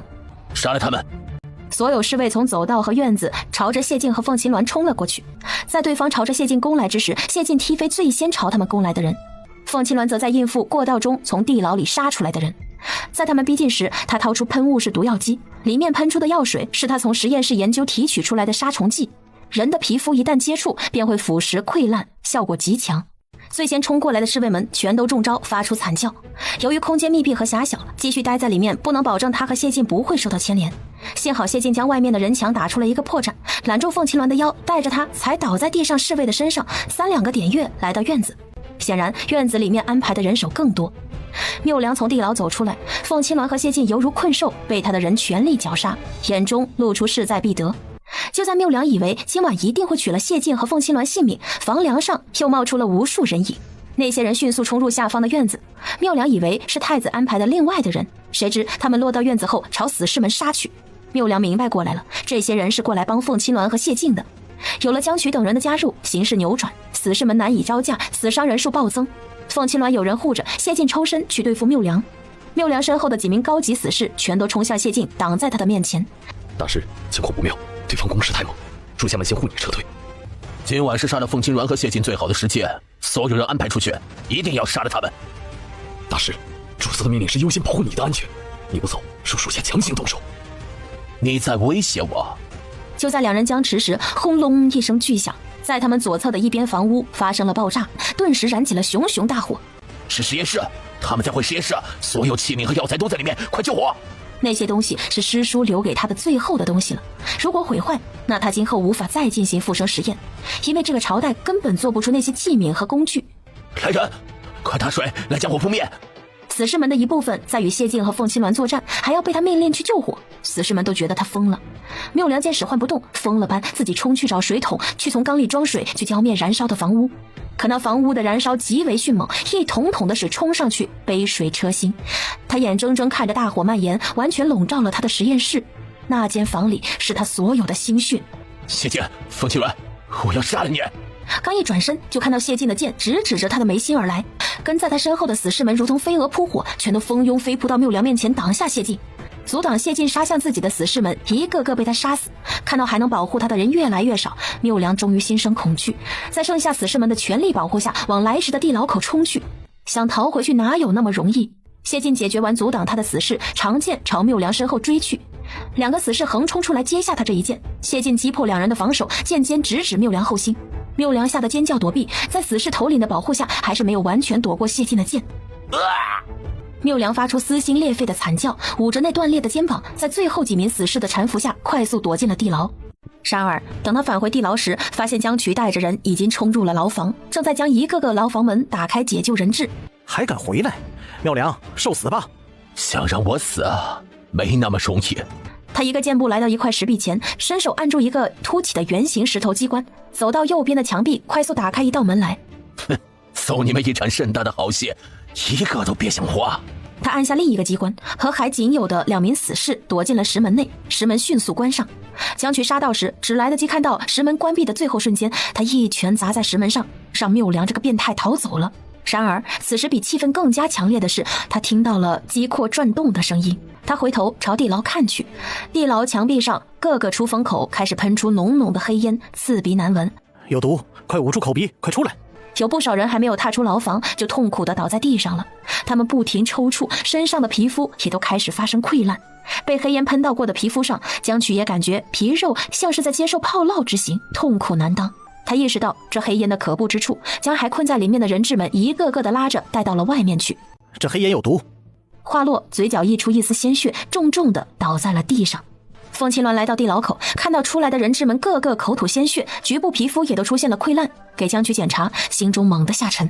这毒太厉害了，顷刻间便会攻击人的五脏六腑，中毒者吐出的血块是被这剧毒腐蚀掉了的内脏。凤青鸾看向地牢口，里面有黑烟在慢慢的往院子飘散。烟出来了，快将人撤离！谢晋命人去了郡守处，带着所有人离开梅庄，转移到了郡守府。谢晋让暗夜清点伤亡情况。王爷，这次任务总共出动30名暗卫，13名死亡，7人中毒，2人重伤。安抚其家人，做好赔偿。是。查出死士是谁的人了吗？太子让施雅雅提供假线索，引他们去绵州。实际缪良在轮化郡，不得不让他怀疑太子与缪良有勾结。这些死士很有可能是太子的人。缪良的人当场死亡的有52人，逃走了一部分，其余的跟缪良走了。那些尸体身上没发现任何线索，暂时无法识查出他们是谁的人。继续查，另外将死者的身份信息收集报上来。是，王爷。由于伤患中毒的人众多，流氓已将全城的大夫都叫了来。一时间，寂静的郡守府繁忙不止。在他们所有人都没有注意到的存放尸体的房间，那些已经死去的人手指突然动了动。不知道过了多久，2个小厮推开房门走进去。真是晦气，大半夜的让我们过来取遗物，这些都是死人呢，谁愿意来做这些事？有什么办法？你没看见院子里的人都忙得不可开交吗？反正都是死人，又不会活过来，赶紧将他们的东西取了，交给上面的人，早做完早睡觉。2人打着烛火取尸体上能代表身份的物件，就在2人认真摘取时，没发现最边上的一具死尸睁开眼睛坐了起来。一人逐渐靠近，偏头看见原本死了的尸体坐得直直地看着他，吓得瞪大了眼睛。诈尸了！他还没有来得及逃跑，那死尸猝然朝他身上扑了过去，揪住他的脖颈撕咬起来。另一人被叫声惊吓，看到这一幕，想跑去门外求救，却被一旁就近的那名醒过来的尸体抓住了脚腕。小厮咚的一声摔倒在门槛上，在尖叫声中被人拖入了房间。另一边，谢燕带人去了绵州，在一间名叫秋堂院的宅子里得到了线索，说那里有人大量买卖妇女，进行逼良为娼之事。谢燕立即带人前去追捕，在秋堂院搜寻了一圈之后，没有任何发现。王爷，这里没人。不仅如此，他还觉得十分奇怪，院子不小，里面却没人，安静的连一根针掉在地上都能听见。谢燕也察觉到了此处的不对劲儿。撤离！有刺客，保护王爷！刺客们也不再躲避，从门内冲了出来，两拨人在院子中交手。谢燕意识到他们是遭了埋伏，护送王爷离开。谢燕先前中了九山红，平时不影响什么，这毒发的时间不固定，如果他动用内力，说不定此毒随时会发作出来。谢燕的人在交手没多久后便有些力不从心，柳七拼死保护谢燕，送出了秋堂院，飞到马车上快速离开，死士们紧追不舍。去驻场军营。他们究竟是什么人？连王爷都敢追杀？王爷，会不会是荣王设下的埋伏？应当不是。谢晋想杀他，那颗毒药就足够了，不会大费周章的设圈套。马车哪里跑得过单枪匹马的马儿？很快，刺客们追上了他们的马车，两拨人再次交锋，再次陷入了生死之战。谢燕被从马车内逼出来，他这边的人几乎全军覆没，他被九山红之毒牵制，无法发挥出全部实力，在与死士头领交手时，被对方的长剑刺穿了腰腹。他奋力一脚踢向对方胸口，反向作用力将他推得往后去。在夜色茫茫下，他不知道身后是一处悬崖，直直地摔落了下去。王爷跟着谢燕的身影也跳了下去。死士们来到悬崖口，谢燕受了这么重的伤，就摔落悬崖，肯定必死无疑。我们可以回去交差了。主子的任务是要谢晋的项上人头，没拿到荣王的换成楚王，咱们也算是完成了任务，全都下去，找到楚王的尸体，把头割下来带回去给主子。是。身影消失在夜色中，往下方的悬崖追去了。管家，有人说停尸房里好像听到了人的惨叫声。什么叫声？里面躺的都是中毒而亡的死人，谁会发出惨叫啊？这张三李四给死人取物件进去了这么久，怎么还没出来啊？可能这两个小子偷懒，躲在里面不出来了吧？走，我亲自去找他们。走到门口处，看到房门大开，里面一片漆黑，房间里传来阵阵血腥味儿。你们几个进去看看怎么回事。三名小厮提着灯笼战战兢兢地去了。三人壮着胆子走进去，发现原来躺着尸体的位置上没有尸体，而在他们那个原本躺过的地方躺着不少鲜血。几个小厮一下子就被吓到了，然而更恐怖的还在后面。他们提着灯笼去点烛火，偏头时看到里面的黑暗中站着一排排的人，看到他们像恶鬼扑食一般朝他们扑了过来。一名小厮吓得尖叫，转身朝门外跑。另外两人吓傻了，动作慢了一步，被那些人扑倒在地上撕咬了，发出撕心裂肺的惨叫。诈尸了，快来人啊！诈尸了！随着他的叫声，11名已经宣布死亡的人质，加上最开始死亡的2名小厮，13名附生人冲出房间，开始在院子里追着人撕咬。老爷，出大事了！什么事吓成这样？管家还没有来得及说什么，一个附生人已经跟着他追了过来。他们来了，老爷，他们要咬人啊！流氓反应过来想跑，怪物已经来到了他的面前。就在他以为要被扑倒时，一枚暗器从他身后打出来，打中了那附生人的眉心，是暗夜。附生人额头中了暗器，倒在地上。刘卷手吓得面无血色，腿软的倒在了地上。发生什么事了？管家见到荣王的人来了，连忙把刚才看到的情况与他说。刘大人，请你去把情况禀报王爷，其他人跟我来。主院，流氓和管家跌跌撞撞跑来，告诉谢晋春和院的恐怖情况。荣王殿下，死了的那些人复活了，他们在攻击人。谢晋眉心轻皱，死了的人怎么会活过来？他看了一眼风清鸾的方向，对暗风道：守在这里。快步往出事的院子去了。很快来到了春和院，眼前的场景令他吃惊，地上到处淌着人和鲜血。王爷，不要触碰伤者。谢晋让跟来的郡守侍卫们上前救人。王爷，这些人死了之后复活，力大无穷，没有痛觉，见人就咬，被他们咬死过的人，死亡之后很快也会变得跟他们一样嗜血残暴。被咬伤的人暂时还没有发现会转变。先将发狂的人控制。郡守府的侍卫可能不是他们的对手。这些附生人力气大，无痛觉，且还打不死。郡守府的人虽训练有素，但和拼起命来还不能杀的人对打，谁输谁赢还不一定。而荣王府的暗卫经过梅庄一战，还能行动的人并不多。不是对手也要控制，封锁院子和郡守府的大门，不准附生人逃出去。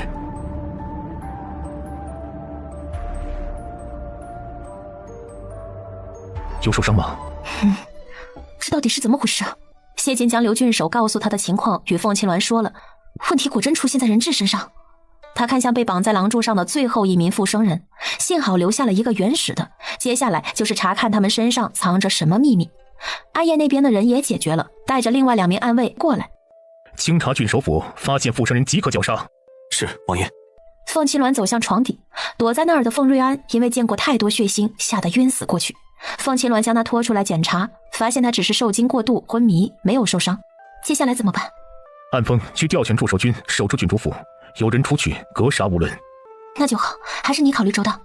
刘郡守走到谢晋面前，老脸雪白。荣王殿下，今夜是怎么回事啊？为什么会发生这些？谢晋没有答话。这时一道身影从外面飞进来，落到院子中，是暗锋。王爷，驻城军到达郡守府外，听候殿下命令。开门，让他们进来。没多久，郡守府的大门从里面被人打开。林将军，请进。林泽带着一支小队进入暗守府，越走近血腥味越浓重。林泽一进去就被地上躺满的尸体和血流成河的触目场面惊住了。属下参见荣王殿下。林将军配合暗夜和暗锋清理善后，看押伤患。因为凤瑞安还在昏迷中，凤青鸾洗漱了身上的血迹，换了一套干净的衣服后，率先研究原始附生人，将他带进了空间实验室。谢进去处理其他事宜，他命人将所有附生人的尸体堆积焚烧，大火足足烧了几个时辰，直到天明，所有的尸体变成了一堆灰烬。今晚这一出悲剧，死亡惨重，与缪良脱不了关系。他命人全力追捕缪良，一定要将他抓住。荣王府的探子来报，王爷，楚王昨夜在绵州被刺客偷袭追杀，不慎坠落悬崖，生死未卜。查到刺客的身份了吗？刺客为死士，还没有。阿叶，把凤瑞安带来。他是从地牢里面救出来的人质之一，应当知道一些情况。没多久，凤瑞安被暗夜带来，看到谢晋，凤瑞安害怕的咚的一声跪在地上。荣王殿下，我什么都不知道，什么都不知道。哼，不知道什么？你知道本王要问什么？荣王殿下，我是被他们掳来的，本来我有机会逃出去，还是被他们抓了回来。他们是谁？他们是禽兽，把我抓来，想让我去青楼派老妈子来调教，不服从就会挨打，反抗的要么被打死，要么被他们送去那个地牢受刑。他的话语无伦次，似乎是在逃避什么。你还记得那些人长得什么样？让你去的青楼叫什么名字？那些人长得都很高大，去哪个青楼我不知道，我只知道来调教我们的那个妈妈叫赖妈妈，她的嘴角有一颗大黑痣。谢晋朝暗夜递了个眼色，暗夜身形一动，立即去调查凤瑞安说的那些人。在地牢时，面具人对你们做了什么？他们把我们带进一个房间，我们被他们注射药物进行殴打，打了之后，他查看我们的反应，如果有人吐血，他会命令杀掉那人，让人拖出去扔了。我们被他用过药后殴打，感觉不到疼痛，只能看到身上的皮肉被打得泛青流血，好像身体不是自己的一样，那种意识与身体剥离的感觉太可怕了。原本牢中有多少人？80多。其他的人死了？死了吧，那几十人被陆续带出去后没有回来。在问了那些话后，凤瑞安的神志模糊起来，他精神涣散，谢晋让人把他带了下去。这时有人来禀报，王爷，凤小姐出来了。谢晋起身去了隔壁房间，在实验室里忙碌了一整晚，凤青鸾脸色略显疲惫，更多的是凝重和严肃。我检查了人质和被附生人传染的人，为了区分，简称张一和张二。张一早已死去，之所以被复活并攻击人，是他在生前体内被注射了一种名叫灵香粉的药物。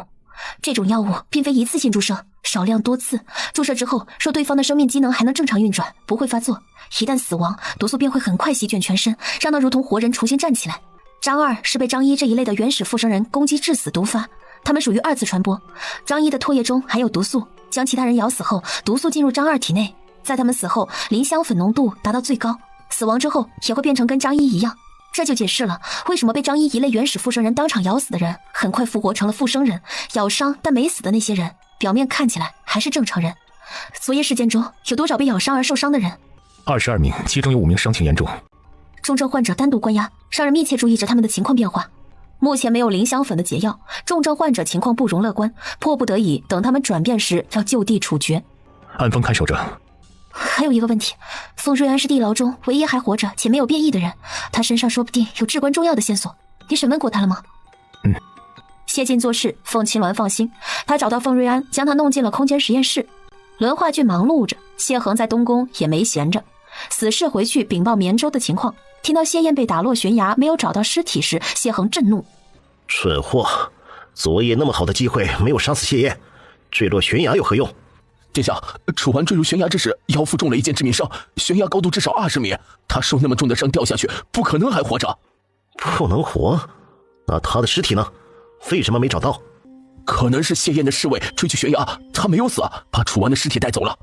谢燕摔落悬崖，非死即残，加派人手搜寻，一定要让锦州成为他的葬身之地。姑不想听到有一天他回城的消息。是，殿下。死士退了下去，另一名死士进来。殿下，昨夜郡守府里的附生人全部被荣王和凤青鸾清剿，没有一人逃出来。全都死在里面了？是，殿下，荣王派人去调了筑城军，将郡守府围得水泄不通，所有附生人都被关在了里面。妙良在哪里？属下一名人将他送到一个安全的地方，他被荣王砍断了一条手臂。断了手啊？那就没有多大价值了。殿下，要不要将其灭口？不急，先养着，或许他还能派上用场。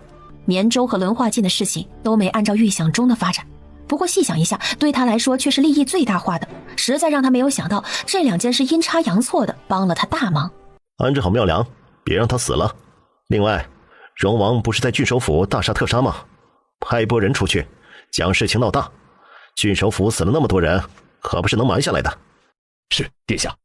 等荣王深信百姓们的舆情中，他拿出解药救人，让轮化郡的百姓们对他感恩戴德，收一波民心，既牵制了2位劲敌，还能大获全利，3全其美。谢燕出任务中坠入悬崖之事，很快也传到了楚王府。你说王爷坠崖了？是啊，侧妃娘娘，殿下在绵州遇到刺客，不慎重伤坠崖，柳侍卫也跟着他一起掉下悬崖。侧妃娘娘快进宫去，告诉陛下，让陛下派人去找殿下。内马，即刻回将军府。在后院养胎的凤书瑶得知谢燕坠崖失踪的消息时，险些昏厥。你听到的是真的？殿下当真坠入了悬崖？是啊，小姐，奴婢在主院听到的消息就是这样的。嫡侧妃已经快马加鞭的回将军府了。小姐，要是王爷没了，那咱们……凤书瑶知道他想说什么，他被太子盯上了，太子甚至让人来楚王府杀他。幸好谢燕念在他怀有身孕的份上，派人保护。若谢燕真的命陨，那他接下来肯定无法再活下去。忽然，他感觉肚子一阵抽疼。小姐，血，你流血了！随着之男的大喊，凤书瑶看向地上，看到腿间滴落的血珠，心里一紧，两眼一翻，晕了过去。皇宫得知谢燕出事，夏明帝大为震惊。怎么回事？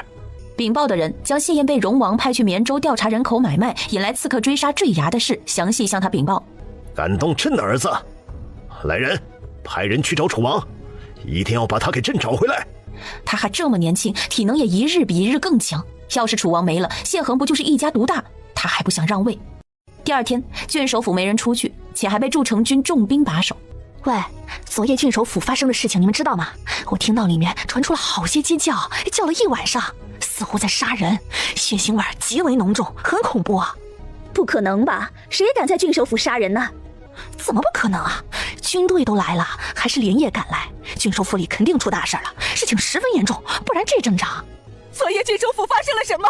郡守大人，我女儿还在里面，让她出来见我。是啊，我娘在郡守府做事，说好今天回家的，她没回来，肯定出事了。郡守大人，我娘被你们杀了吗？你们在郡守府杀人吗？为什么？请放我娘出来！快放人，让他们出来！难道你们真的做了什么见不得人的事？是啊，郡守大人，您出来说句话。百姓们闹得凶，但郡守府有筑城军守着，也不敢靠得太近。聚众闹事，再得寸进尺，小心把你们抓起来。那把我们抓起来啊？还有没有公道了？我们的亲人被困在郡守府，不知生死，还不能要求郡守大人给个说法了？这就是百姓的父母官啊！外面的动静，有人去向谢晋禀报。殿下，要不要属下带人去将他们驱赶？这样闹也不是个事儿啊。荣王殿下，让下官出去说说吧。你知道怎么说？下官知道。谢晋点头，让他去。郡守大人，你终于出来了。有人说昨夜郡守府在杀人，我们的亲人在里面，能否给我们一个交代，让人安心？是啊，郡守大人，我夫君昨夜被紧急调出，到现在也没有出来，我们的孩子才出生。郡守大人，求求你，让草民见见孩子的爹吧。看到妇人满脸哀求，刘郡守心情悲痛。昨夜进府的3名大夫无一幸免，尸体已被烧毁，他们见不到自己的亲人了。各位，请稍安勿躁。郡守府内是发生了一些情况，但请大家放心，我刘芒作为轮化郡父母官，一切都将以轮化郡百姓们的生命为第一要任，无论如何都不会让威胁百姓们性命的事情发生。郡守府的情况不方便告知大家，请你们耐心等待，事情总有解决的一日，到时候我一定会给你们一个交代，请大家给我一点时间。流氓为官清廉，为轮化郡的百姓们做了不少谋取福祉的好事。听他这么说，人们互相看了看。郡守大人心系百姓，我们都知道，那我们暂且相信郡守大人。有人见事态轻而易举被流氓的一番话压了下去，可见他在百姓心中的地位。郡守大人，你说给个交代，总要有个期限呀，是1天、2天还是3天？不能让我们一直这么耗下去，是不是？我们的亲人在郡守府，活要见人，死要见尸，何时才能亲人相见呀？是啊，郡守大人，给个时间，我们等着。流氓脑门一阵冷汗。荣王没说什么时候事情结束，凤小姐那边也还在研究解药，不知道多久能出来，让他给具体的时间，他无法确定。那名男子在提议给期限时引起了徐东的注意，这人从一开始扎堆在人群中，就一直在挑唆激起民愤，看起来跟个刺头一样，也没有说出自己的亲人在郡守府做什么，只喊放人。这会儿又逼郡守给交代时间，看起来有些问题。男子也注意到了徐东在看他，心虚的转移视线，声音也小了下去。想了半天，郡守府还是无法给出具体时间。请大家相信我，如果我不给大家一个交代，我自脱官帽，不做郡守。这么严重，直接用官位进行保证，这下人们还说什么？刘大人，我们也不是逼你，请你体谅我们对亲人的心情，我们相信你会给我们答复。大家伙啊，咱们也别在郡守府前闹事了，先各自回去等消息，别再给郡守大人添麻烦了。其他的百姓一听，也都絮絮叨叨地说着话，直到今日肯定得不到想知道的答案了，逐渐散开。看着人们陆续离开的背影，流氓内心万千复杂。他府里的那些下人尸骨全无，不管多久的时间，他也给不了交代。出了这么大的事，他这郡守府的位置无法再保住，不如趁现在还在位置上的最后时刻，为无辜惨死的百姓们争取时间，贡献最后一分力。刘郡守回到主院，将外面的情况汇报给谢晋。辛苦了，这是下官应该做的。去忙吧。刘郡守退下了。晚上，流氓安排了一批药材送进来，跟着进来的有一名明春堂的大夫和2名药童。这事儿是刘郡守暗中找信得过的人办的，要求的条件是只进不出，并且在府里看到的所有事守口如瓶。百合院的房间有20多名伤患，轻症伤患由你负责，有突发情况来梨花院找我。2个药童去将药材交给士兵，凤青鸾带着乔元去各病房巡视了解病情。哎呦，我肚子不舒服，想入茅厕，你去跟师傅说一声，等我解决完快来找你们。那你快点啊，我先过去了。小秋走了，小春往反方向跑回刚才走过的第1间病房。士兵大哥，小的是跟着乔大夫来送药材的药童，我师傅的药箱忘记在这个房间了，让我来取一下。士兵刚才见到过他，看到他是跟着凤青鸾来的，没有多加怀疑，放他进去了。没多久，小春从房间出来。士兵大哥，我记错了，药箱不在这个房间，抱歉啊，打扰你们了。2名士兵啧了一声，让他快离开。小春背过身，嘴角咧开一个邪似的笑容，去追前面的小秋了。晚上用过晚饭后，百合园1号病房的病人突发腹泻。士兵大哥，今晚的饭有问题，我们吃坏了肚子，要上茅厕，请放我们出去。上头有令，不准放你们出来。屋里有夜壶，在屋里解决。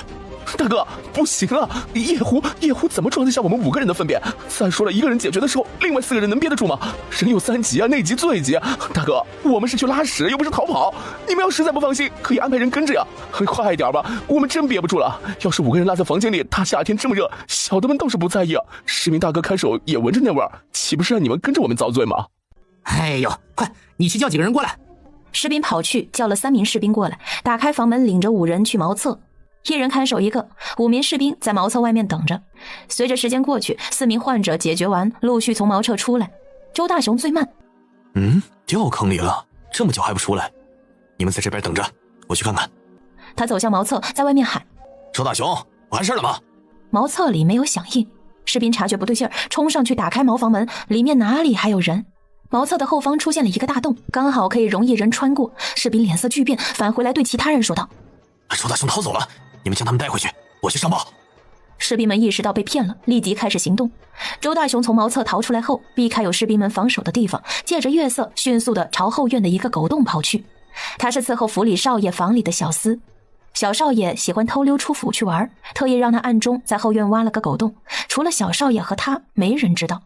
晚饭前进病房来找药箱的那名药童无意间说道，他们的家人在郡守府门前闹事，要见亲人。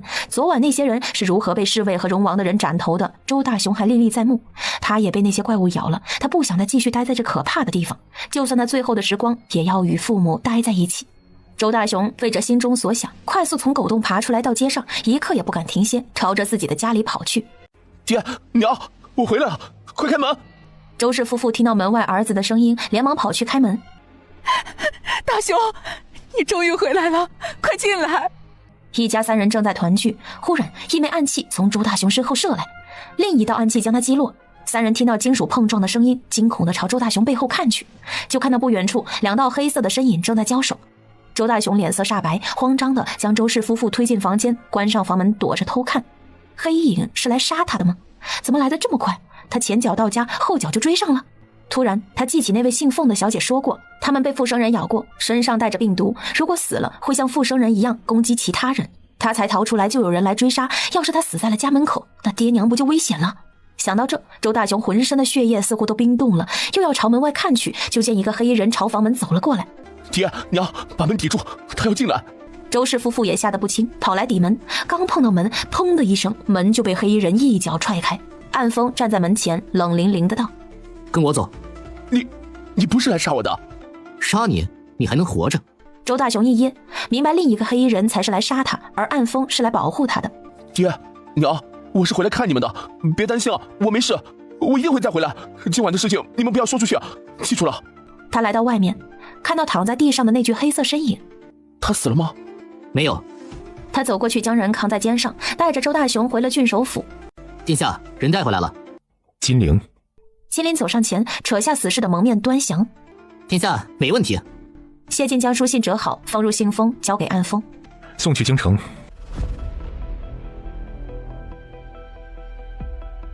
荣王殿下，西街的早市发生了异动，出现了附生人袭击事件，不少百姓被人咬伤。下面的人来报的时候，事态已经快要控制不住了。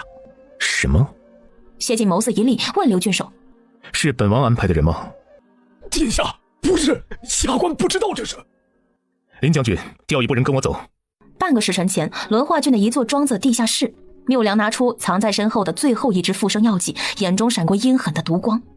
谢晋、凤青鸾，你们毁了我的计划，我要让整个伦化郡都跟着陪葬。这支复生剂是他为复活师叔准备的，是最新的一支原始药剂。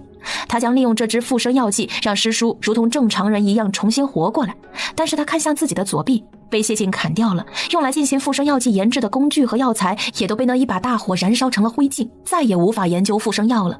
所以谢晋毁了他的心血，那他就毁了整个伦化郡的人。去找一个身强体健的人过来。人咬人的传播扩散大半个伦化郡，街道上到处都是复生人。救命啊！他们怎么了？快来人救我呀！眼见身后的附生人快要扑到他身上，凤青鸾从空间调取了一把昨夜准备好的长剑，砍下附生人的头颅，将他救下。快走！妇人惊魂未定，踉跄着爬起来跑了。就在他又救下一名老大爷时，两个熟悉的身影闯入了他的眼帘。只见廖洛林不知道什么时候来到了伦化郡，正在尖叫着躲避两个附生人。在他的后方，施雅雅在对付一人，两个附生人朝廖洛林紧追不舍，廖洛林吓得眼泪都流出来了，哭喊着救命。洛林，我这边来。青兰姐姐，我好害怕。你怎么样？有没有受伤？我没有。青兰姐姐，他们为什么要咬人？你怎么来了？施雅雅也看到了凤青鸾，发现附生人打不死后，也朝着凤青鸾这边跑了过来。三人汇聚到了一个房檐下，我听说轮化郡出事了，你和表哥在这边，我们担心便过来了。你在京城听说了这边的情况？不应该啊，郡守府的事除了内部的人，外面的人都不知道才对。几天前京城传回消息，楚王在绵州重伤坠崖，到现在都还没找到。轮化郡这边出现了瘟疫，说是由荣王和你造成，整个京城都在传这件事儿，都怪我不该相信太子，害了楚王。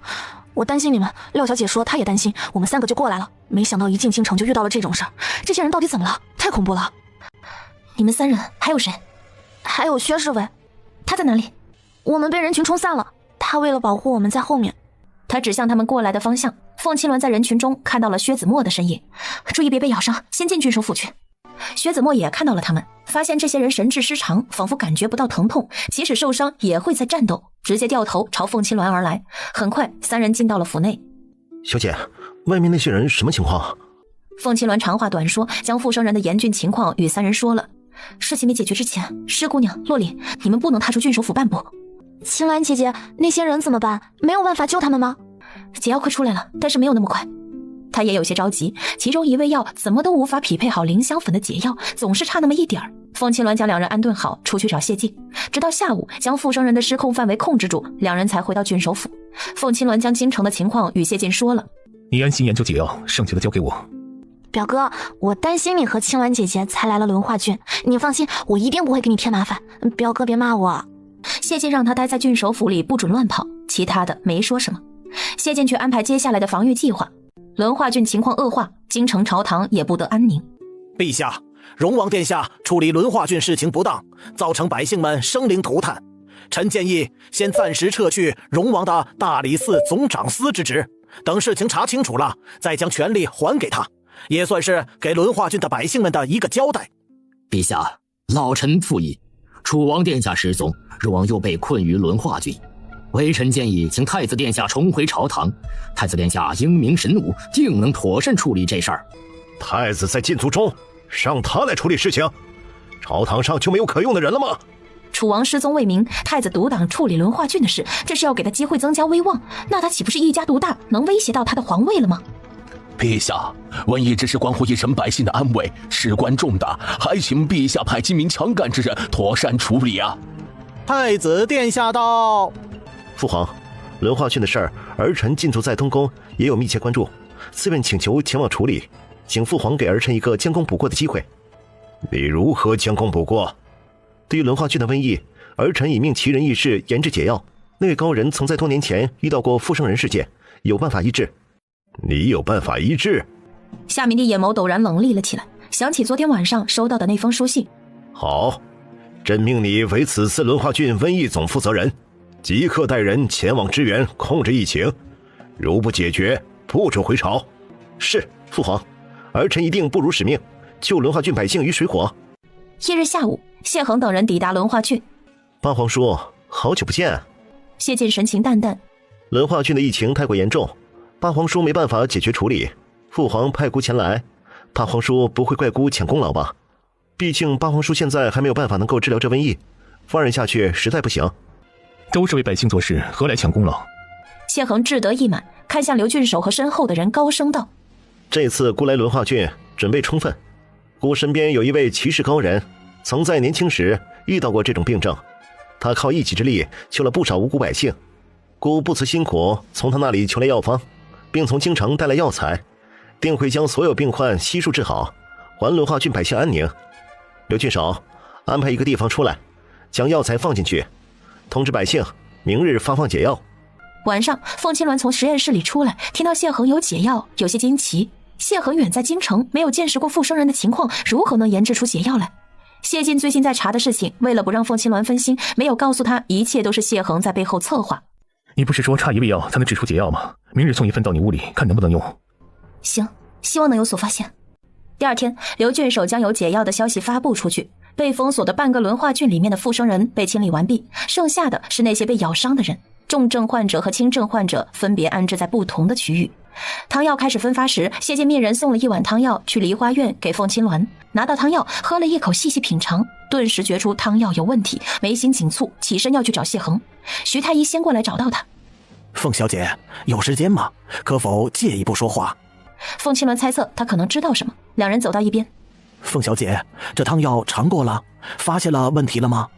徐太医想说什么？凤小姐，这张药方是太子殿下给李太医的，老夫偶然见过一次，根据记忆和汤药誊写了一遍，您看看。凤青鸾接过药方，里面有几味药药性过猛，与他尝出来的一样。老夫检查了那些重症的患者，他们的情况老夫行医多年从未见过，如果让我来研制解药，定然是毫无头绪。但这药方的有些药对患者使用会有很大的副作用，或许可以解毒，但实在是……徐太医，既然你有疑问，为何不向谢恒提出来？这负责瘟疫药物的总负责人是太子殿下的人李太医，老夫是过来帮他的，人微言轻，说不上什么的。而且药方是太子拿出来的，他一个小小的太医敢提出质疑，得罪不起太子。我去找他。殿下，请问药方是哪位高人给你的？这是姑的事，需要向你交代。殿下，汤药中有几味药过于猛烈，为治而治，完全没有考虑患者的身体是否能够承受，用药过猛会损伤患者脑神经和心脏。臣女建议将这几味药酌情考虑，或以其他的药来替代。你从哪里知道的药方？尝出来的。谢恒不相信他的舌头那么毒，尝一尝就能知道有些什么药，怀疑是身边的人有人将药方泄露出去了。对于药方有问题，谢恒不知道，但东西是他拿出来的，有隐患也必须没有。你说的这种情况是极个别，并不是所有用过药的人都会出现。是药三分毒，每人体质不一样，解毒之后自然药物对他们的影响也不一样，这不是正常吗？这不一样，后续的隐患情况可以预见，汤药不能再发放下去了，还请殿下立即暂停，待解药确保温和安全再继续使用。凤青鸾，你在质疑姑？姑问你，这药能不能治瘟疫？能，但既然能，那就用。如果你有更好的办法拿出来，可是你没有，不是吗？与其拖下去让患者病情恶化，有能救他们的药而不用，你这是在让百姓们送死。别因为自己医术不精就来质疑姑。缪良将药方给他时，只说是附生人病毒的解药，没说有副作用。他想要的是在百姓们处在水深火热中时，他如天神下凡一样的挽救。但凡能救回一个百姓，都是他的功劳，他就是百姓们的救世主。至于凤青鸾说的这些，他压根儿不放在心上。殿下，此药方能救人，但不是良药，还请殿下慎重。目前他虽然没有办法彻底解除凌香粉之毒，也已有了能缓解病患们病情的方法。病情不恶化，患者们就不会死亡，尸变的可能性就在可控的范围内，只要给时间拿出解药即可。太子殿下，您没来之前，凤小姐彻夜钻研解药，之前也提出过一些见效快的方案。可为了能够更温和的用药，让百姓们的身体能够承受，一直没有试用。还请殿下念在凤小姐以心为百姓的份上，不要责怪。殿下所用的药也是为了百姓。说到这里，刘郡守不知道该怎么说下去了。从私心来说，他认为凤青鸾说的危害应当避免，所用方法是最稳妥可行的。太子激进使用强效药，不管百姓能否活下来，活着更遭罪，也是他不想看到的。谢恒冷冷地瞪向刘郡守，让他闭嘴。刘郡守咽了咽唾沫，不敢再说什么了。凤青鸾，你不服姑的药方，那就拿出解药来，姑可以与你比试谁的药能够更快更有效地治好病患，也看百姓们更愿意选择用谁的药。看在你是八皇叔的未婚妻面上，这次姑不与你计较，若有下次，绝不轻饶。说完，他大步流星离开了。凤青鸾在与谢恒争执的时候，徐太医在不远处看着，他心焦不已，心道闯祸了，让凤小姐与太子殿下争吵了起来。等荣王殿下外巡回来，他该怎么向他交代？对于谢恒的话，凤青鸾没有多大反应，直接回了自己的院子，去将那张药方上的药进行重新组合。他在与谢恒说话的时候，想起了药方中的一味，就是他一直想不通的。忽然之间茅塞顿开了，他赶紧回房间去进行匹配。刘郡守看到凤青鸾闷着头，一言不发的快速离开，以为凤青鸾生气了，着急的不知道该怎么办。这时看到从京城来的廖洛林和施雅雅走了过来。施小姐，廖小姐，你们是凤小姐的好友，方才殿下与凤小姐闹了不愉快，能不能请你们去劝说一下？郡守大人，他们发生了什么？刘郡守将方才谢恒与凤青鸾因为药方分歧的事情与两人说了。我知道了，这就去看看。他和廖洛林往凤青鸾的院子走，没想到碰到了并没有走远的谢恒。施姑娘，请留步。民女参见太子殿下。谢恒也朝他走了过来，看了一眼廖洛林。这里没你的事，去吧。廖洛林有些不明所以，担忧的看了看施雅雅，先行离开了。殿下找民女何事？没事就不能找你了。殿下，民女不是这个意思。上次姑让你传话给凤青鸾去绵州，她为何没去，还让楚王过去了？太子殿下，民女给凤小姐透露了消息，至于她为什么没有去，民女不清楚。想到楚王生死不明，石雅雅有些恼意。太子殿下，民女有一事想问。楚王去绵州遭到暗杀，是不是换成凤小姐和荣王殿下去了那边，也会有同样的遭遇？太子殿下看似与我相认，表现出那般，实则是为了利用我，是吗？在想什么呢？姑怎么会是那样的人？楚王遇险纯属意外，牵扯朝中之事，你不清楚。姑告知你消息，是想让你传话帮八皇叔一个忙，没想到事情会变成这样。不过事情已经发生了，我们也只能向前看。姑是真心心仪于你，别把姑想得那么不堪。听到他说心仪自己，石雅雅的内心又有些躁动了。有一件事，姑需要你去办，做得好，姑许你太子妃之位。石雅雅不可置信地抬头看他，让他做太子妃，他没听错吧？天下想让民女做什么？谢恒分配了任务给施雅雅，施雅雅以为是多重要的事，没想到对她来说是如此简单，只需要绝对的信任就能办到。担心她还有顾虑，谢恒取出随身佩戴的龙形玉佩，放到施雅雅手心。这是姑在太子册封大典上父皇赏赐的，代表姑的身份，将它赠予你，以表姑的决心。帮姑办成此事，你将是未来太子妃。姑从未对哪个女人上心，你是有史以来第一人。雅雅，你不会让姑失望吧？太子殿下，民女一定会将此事办好。谢恒很满意，看施雅雅那副娇羞的表情，他就知道这女人对他的心思，他会为了自己做任何事。他满意的勾起唇角，拥着施雅雅拉入怀中。施雅雅的身体僵硬了一下，还是被他的力道带着圈进了怀里。给了他承诺和温存，谢恒这才放开。不要告诉任何人。施雅雅嗯了一声，将玉佩收好，离开。梨花院，廖洛林先前之后来院子里找凤青鸾，并没有见到他。凤青鸾在实验室里研究解药，让暗夜守在门外，不准任何人进入。施雅雅从小径上走过来，您怎么在这里？没见到凤小姐吗？暗夜说青鸾姐姐不让人打扰她，我没能进去。太子殿下叫你什么事儿？没什么。你与太子看起来很熟识，什么时候认识的？以前怎么没听你说起过？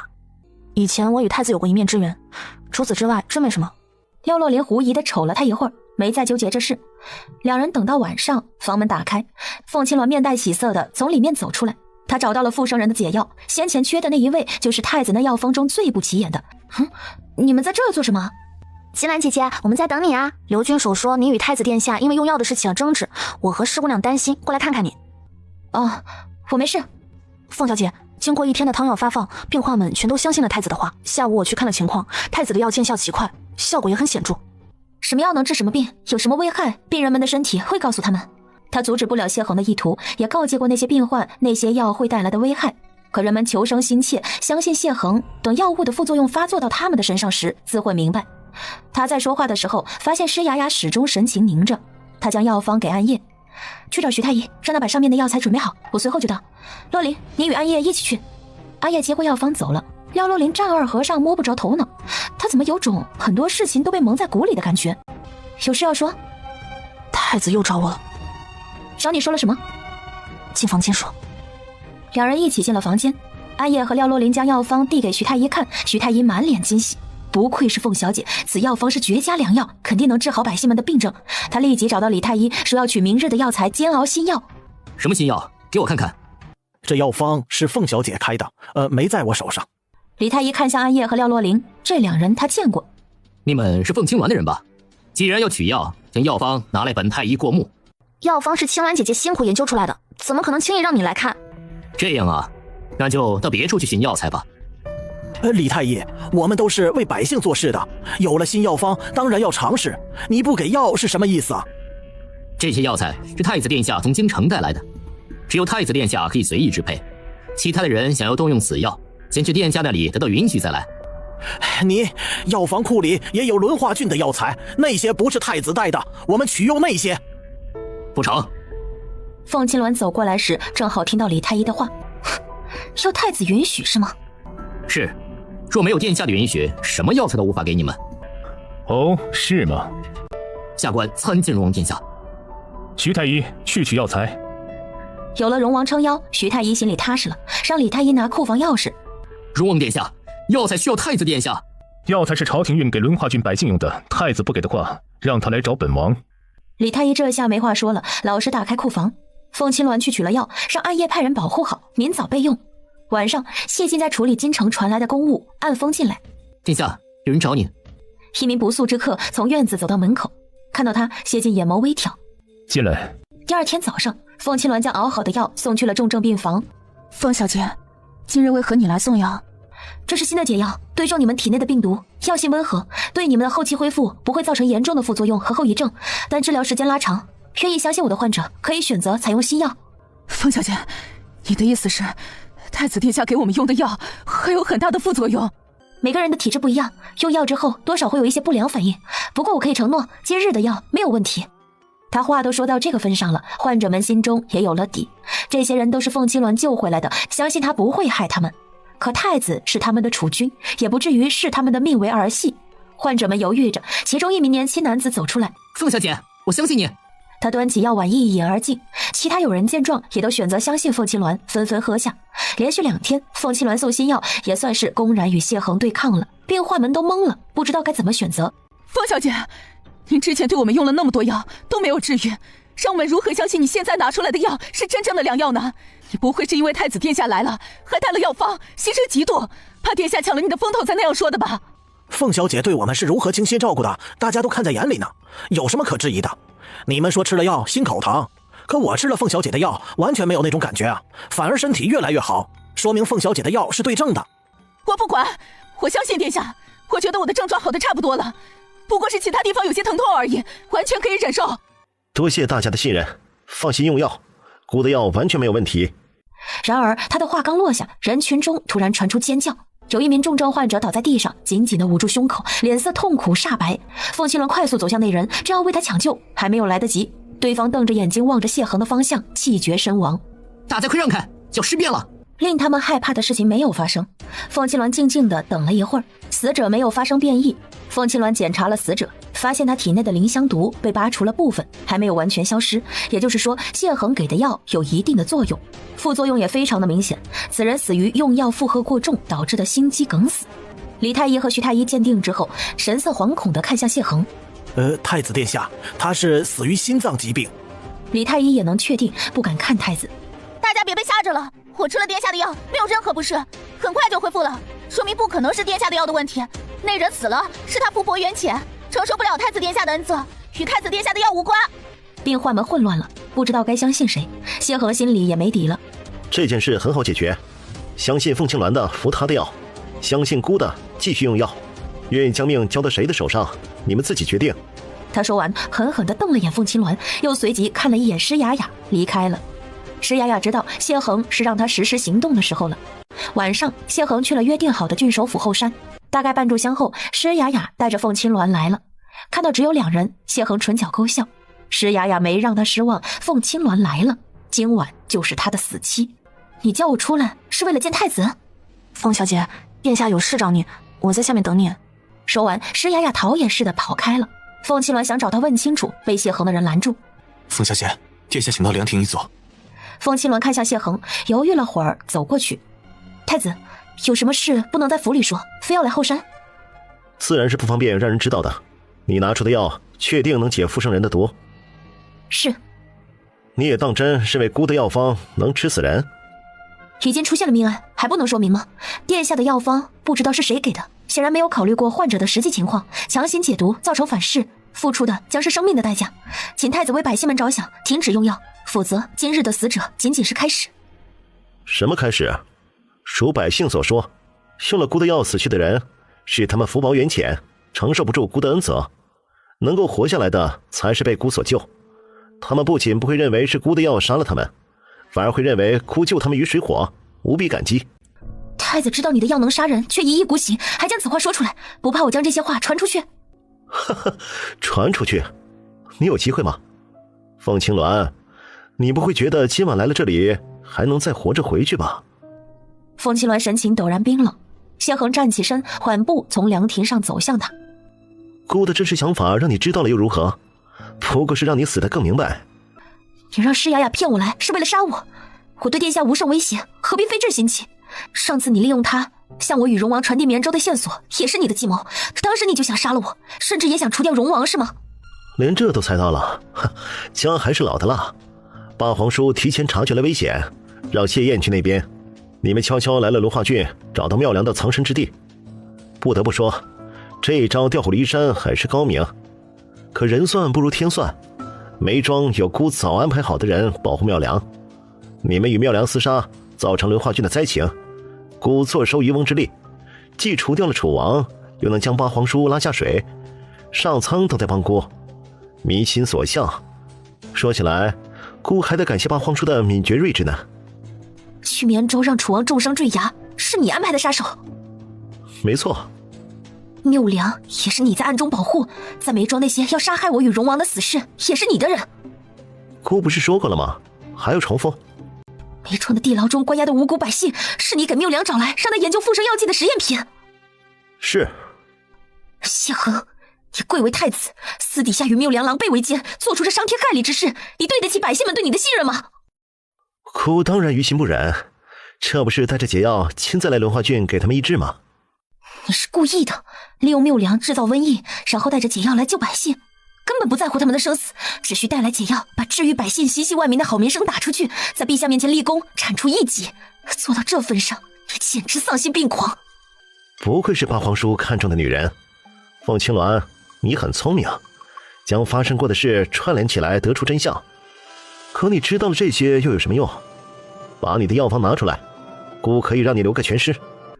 若是我不给呢？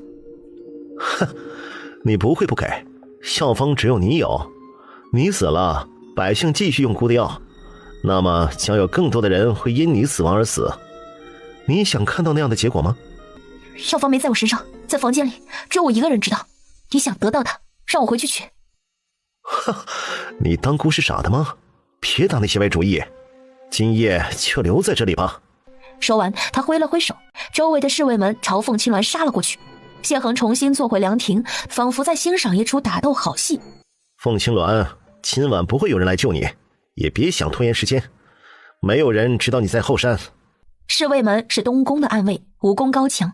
凤青鸾暗幸，要不是他最近跟着谢晋习武，与这样一群高手对打，坚持不住几分钟就会被他们拿下。躲过两名侍卫的长剑，另一人的剑割破了凤青鸾的手臂，鲜血喷溅。霎时间，十几把致命寒剑以凤青鸾为中心，朝他绞杀而来。千钧一发之际，一柄利剑飞旋，从黑暗处的树丛后迅猛飞出，打向刺杀凤青鸾的侍卫们手中的剑。凤青鸾顺势一滚，他看向剑来的方向，谢恒眸光一眯，也朝树丛看去。一个戴着斗篷的黑色身影从树丛后面飞速落下，来到凤青鸾身边。是你？有人闯出来救下凤青鸾，谢恒神情难看。你是谁？那人抬起头来，借着那抹月光，谢恒看清了他的脸。谢燕，你没死？看到我还活着，你很吃惊。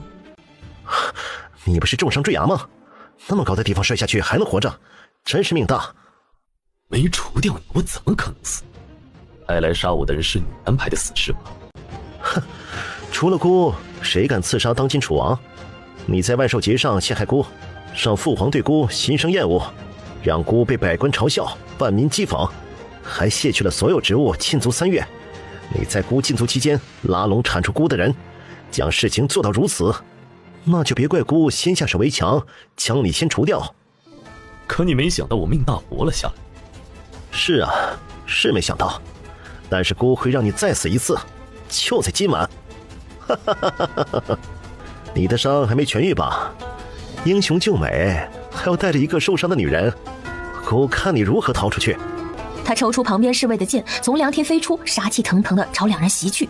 暗卫们也再次进攻，剑刃相接的火光在漆黑的夜空下是那么醒目，无数人的身影很快交织在这片夜色之中。忽然，在那黑蒙蒙的天空中炸开一道巨响，等凤青鸾站直身体，就看到了那一抹熟悉的身影从空中飞来。谢晋迎击那些再度朝凤青鸾杀来的暗卫，身形快如闪电。谢恒的人不是他的对手，几个呼吸间被撂翻，心惊不已。荣王不是在外边处理骚乱吗？怎么会在这里？令他们更吃惊的是，随着谢恒现身，大批身穿铠甲的士兵从远处那一排黑影重重的林中冲出来，走在最前方的正是骁骑大将军厉兵。全体住手！厉将军，你做什么？厉兵是夏明帝派他押送物资以及保护谢衡的骁骑大将军，从明面上来看是听谢衡的命令，但私底下只听夏明帝的皇命。太子殿下，你与凤小姐与楚王殿下的对话，末将与在场士兵都听见了。你想暗杀凤小姐夺取药方，残杀手足楚王，末将也都看见了。你贵为太子，罔顾百姓性命，残害兄弟，与歹人勾结，造成伦化郡瘟疫泛滥，死伤无数，这些都是太子殿下亲口承认的。太子殿下，恕末将不敬，必须抓捕你回京城向陛下请罪。抓捕姑？谁给你的胆子？谢衡几乎咆哮出来，这到底怎么回事？他也看到了谢晋，要不是谢晋出现，他的人已经杀了凤青鸾。让他很不解的是，荣王和厉兵应该都在南街处理病患营的动乱，为何会在这里？直到谢衡看到了一人，瞳孔震惊。他看到石雅雅神情忧伤的缓缓从人群后走出来，目光复杂的与他对视着。石雅雅，你骗姑！太子殿下，你有话回京去向陛下说去，末将不想与你交锋，请放下武器，随末将走。跟父皇说？你告诉我，今日这出戏，父皇也有参与吗？老皇叔，去问你父皇。荣王，这一切都是你的算计，你休想害姑，父皇绝不可能与你合作。太子殿下，请吧。重兵为首，谢衡没有机会逃走，也不敢逃走。路过施雅雅的时候，咬牙道：姑以为你是特别的，却是来给姑致命一击的。施雅雅出卖姑，你心里什么滋味？施雅雅难受的快要窒息。谢衡是他追寻的男人，千辛万苦找到，幻想着他是那个完美之人，实际却是那样阴险恐怖。他望着谢衡的背影跑上去。等等！谢衡停住脚步，施雅雅来到他面前，手中拿着谢衡送的龙纹玉佩。这是你的，还给你。他将玉佩放回谢衡手中，再抬眼时眼眶通红，闪着泪花，伤心的跑开了。看着被退回来的东西，谢衡眼底风暴凝聚，死死地握住玉佩。凤青鸾朝旁边的两名暗卫递去眼神，踏步跟着前面的人走。暗卫接收到他的眼神信息，在跟士兵走动时忽然暴起，抽出士兵的剑朝凤青鸾杀去。在这电光火石之间，另一道身影也朝着凤青鸾飞来。凤青鸾听到利刃刺穿血肉带起的撕裂声，定睛一看，来人是谢燕。幸好你没事。谢晋解决了两名暗卫，看到这一幕，闪现到凤青鸾身侧，将倒下的谢燕踹了出去。把楚王带回去。士兵跑过来，他们刚才看得真切，楚王为凤小姐挡剑，昏迷扑倒时，荣王殿下毫无感情的一脚踢飞。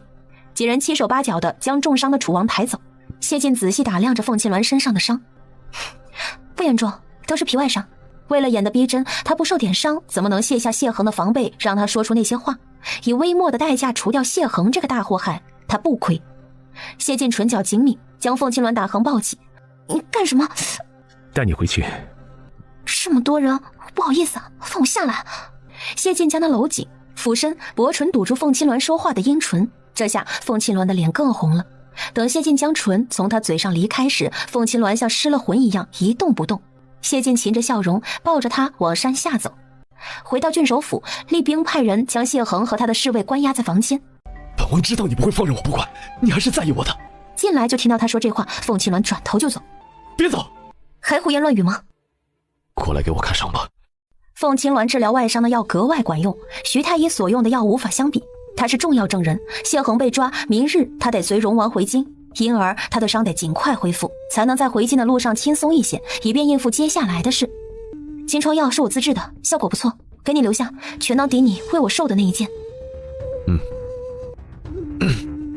那日我摔落悬崖，以为要葬身崖底，脑中最后浮现的人是你。幸好你有其忠心，随我一同落下悬崖将我救走，才免于被谢岩的死士们搜到。后来我们在山里一户农家休养，前段时间我得知伦化郡出现瘟疫，你和荣王、谢衡都来了。前天晚上我找到荣王，想问清楚经受被刺一事的缘由，才知道一切是谢衡的阴谋。荣王告诉我，想报仇和扳倒谢衡，让我配合，我便与他达成了合作。他絮絮叨叨地讲着他在绵州的遭遇和与谢晋的暗中协议。凤青鸾没有打断他。昨夜在郡守府后山，谢燕相救，他看到谢燕的第一眼时很是吃惊，他不知道谢燕还活着。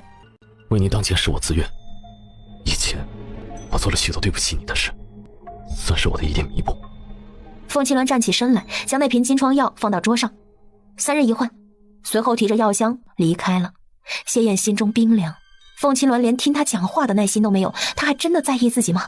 深夜，轮化郡某处的一个地下密室，缪良得知谢恒被控制，知道事情没有回旋的余地了，将东西收拾好，即刻撤帘。想走？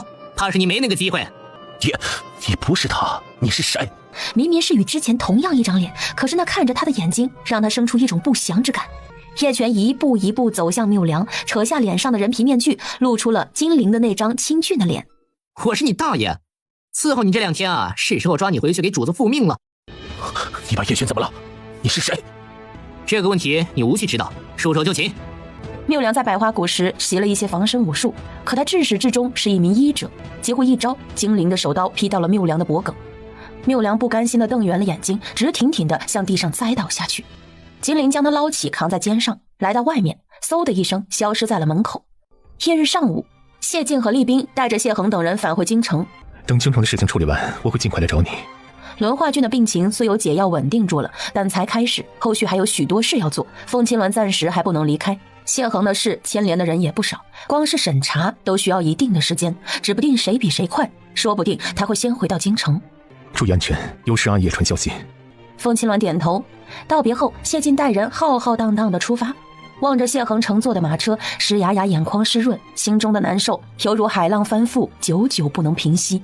走吧，进去了。凤小姐，我要回江南了。这么突然，不再多留些时日吗？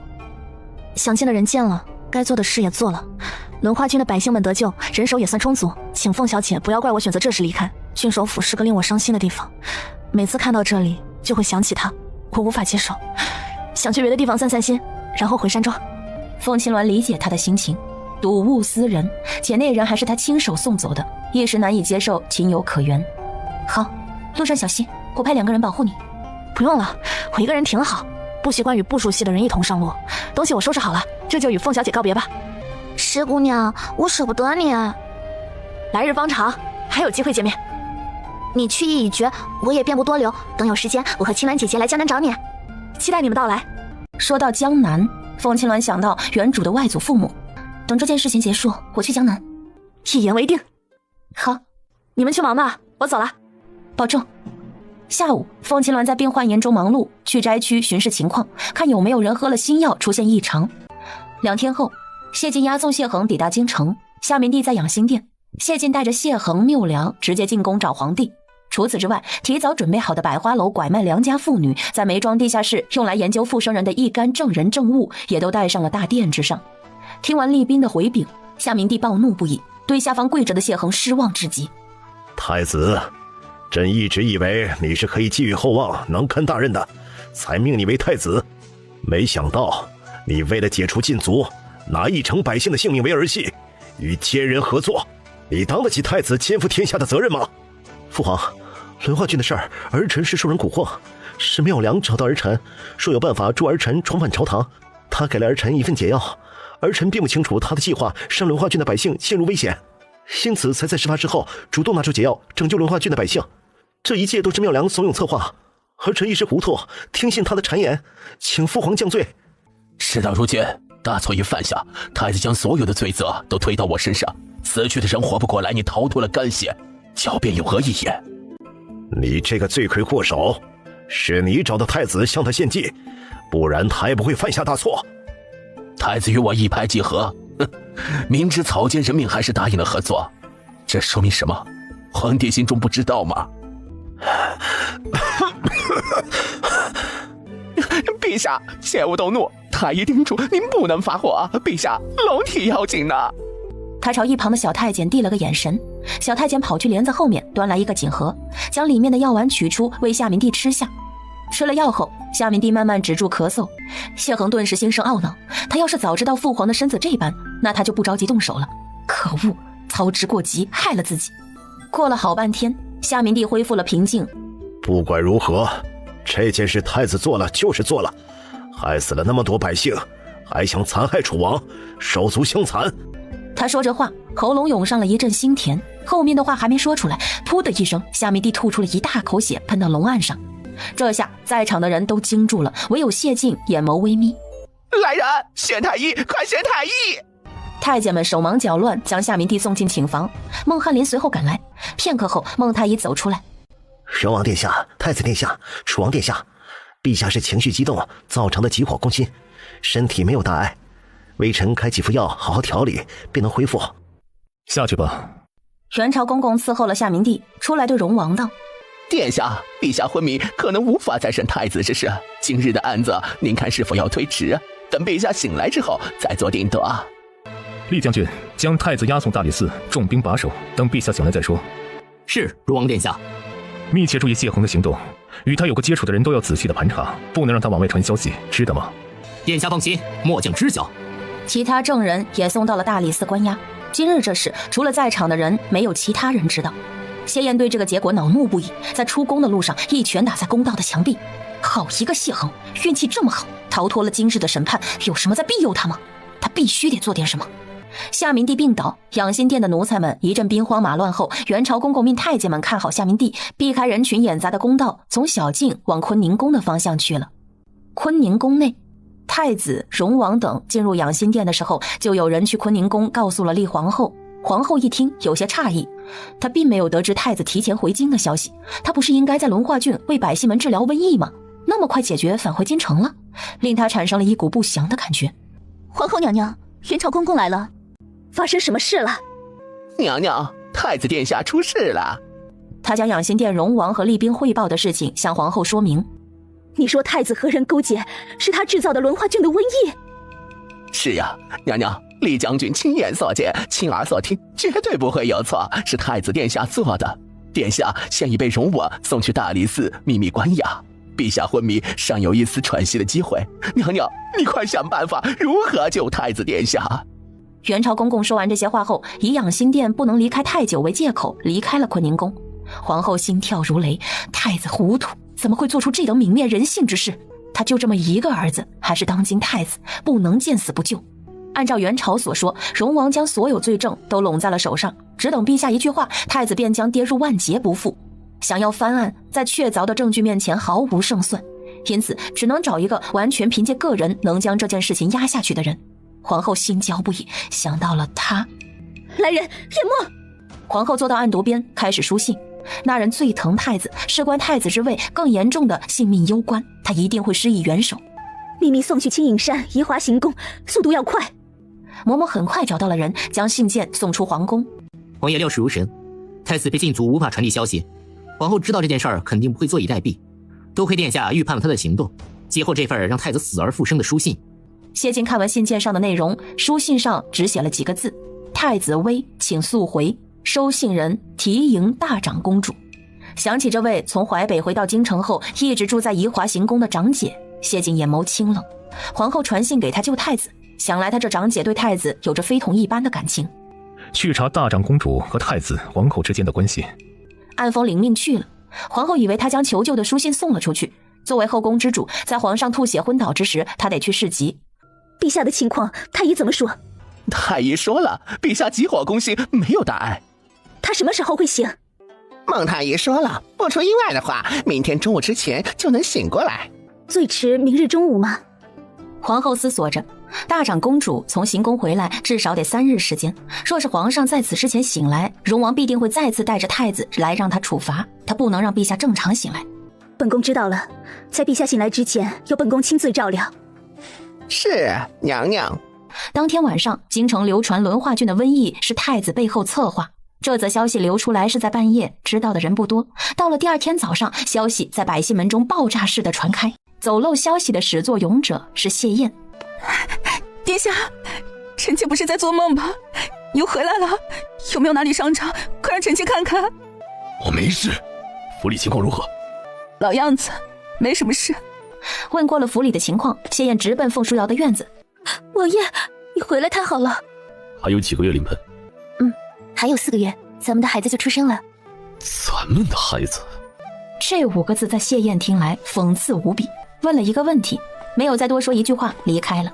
面对谢燕的忽然转变，凤书瑶脸上的绯红和惊喜一下子变成了苍白失望。听到孩子还有几个月出生了，谢燕一点欢喜都没有，对他完全没有了感情，可为什么还要来看他？凤书瑶心中痛苦，她该怎么办才能挽回谢燕的心？直男这个时候将外面听到的关于太子的消息告诉他。小姐不用太过担心，王爷或许正烦着太子的事累着了，才冷淡了小姐，您不要想那么多。你说太子卷入了轮化阵的瘟疫暗中？是啊，外面传得很厉害，人人都在说这事儿。太子现在何处？听说是被关押在大理寺牢中。没在东宫，凤书瑶心中盘亘着想法，这或许是他能够见到太子的最后一面。第二日晚上，夏明帝还没有醒来。陛下什么时候能醒？殿下，陛下服用的杜迷药效出来了，遇上太子这事儿，让他情绪过于激动，加速此毒发作。不过那剂量还是在控制的范围之内，别人难以发现。按照上午的诊断，一般情况陛下会在中午之前醒来，可他到了晚上还没有清醒，这也是有例外的。不管有什么办法让他明日清醒。殿下，这样的话杜迷可能会暴露，被其他太医发现。你控制好去做。是，殿下。前一天晚上，宜华行宫金碧辉煌的寝殿里，软榻上侧躺着一个风姿卓越、气势凛然的女子。殿下，太子在京城出事了。报上来。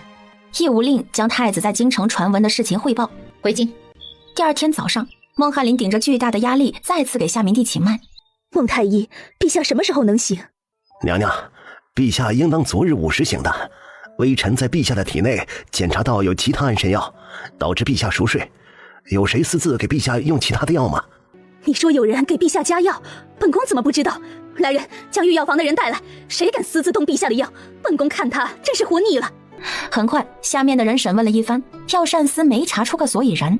严加盘查，发现异常，立即来向本宫禀报。是。既然陛下被下了药，孟太医可有别的办法让陛下醒过来吗？方法是有就用。皇后一惊，朝谢晋看去，就看到谢晋、谢燕带着谢恒和缪良进入殿内。荣王，你什么意思？陛下还没醒呢，你将人带来是想让陛下即刻醒来处置吗？母后，八皇叔也是想尽快给轮化郡死去的百姓们一个交代，不能因为犯罪是太子拖延。希望母后明白，这是朝堂之事，母后不要插手。本宫是想为陛下的身体着想，何时要插手朝堂之事了？几人说话的时候，孟翰林强行施针，让夏明帝醒了过来。夏明帝睁开眼睛，看到屋内站着的众人，脑海里浮现他昏迷前正在审理的案子。你们想让朕累死吗？才醒来就要处理这事儿？皇兄，太子之事已经在京城传开，百姓热议不止，高呼请皇兄给轮化镇的百姓交代，给天下黎民也交代，处置太子迫在眉睫，请皇兄定罪。你说什么？在京城传开了？是。好啊好啊，你们一个两个不让朕安生，都想气死朕坐上这个皇位，朕偏不如你们的愿。陛下，你才醒来，切勿动气，有事好好说。夏明帝挥开他，皇后没站稳，被推得摔坐在地上。母后。谢恒想上前，皇后给了他一个制止的眼神。谢恒止住脚步，袁嬷嬷将皇后狼狈地从地上扶起来，站到一边不再说话。你犯下大错，不惩戒乃向天下交代。来人，奉朕旨意，太子参与轮化郡瘟疫之案证据确凿，造成无辜百姓死亡。朕。陛下且慢。众人朝殿外看去，一位雍容华贵、大气威严的妇女从殿外走进来。王姐，你何时回的京城啊？谢晋也想知道这个问题。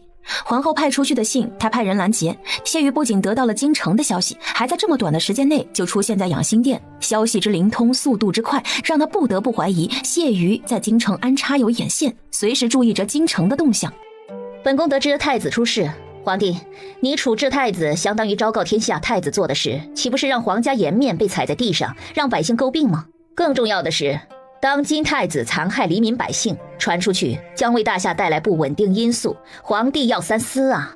谢瑜的话犹如重锤敲打在夏明帝的脑门上。水能载舟，亦能覆舟。当朝太子做出残害百姓之事，很有可能会引起群情激愤，百姓不公。倘若因此滋生出什么异心，那就不是他能够控制得了的了。父皇，您不会因为这个原因，太子做的事就不惩罚了吧？如果这样都能徇私枉法，今后朝堂之人效仿，大夏岂不乱套了？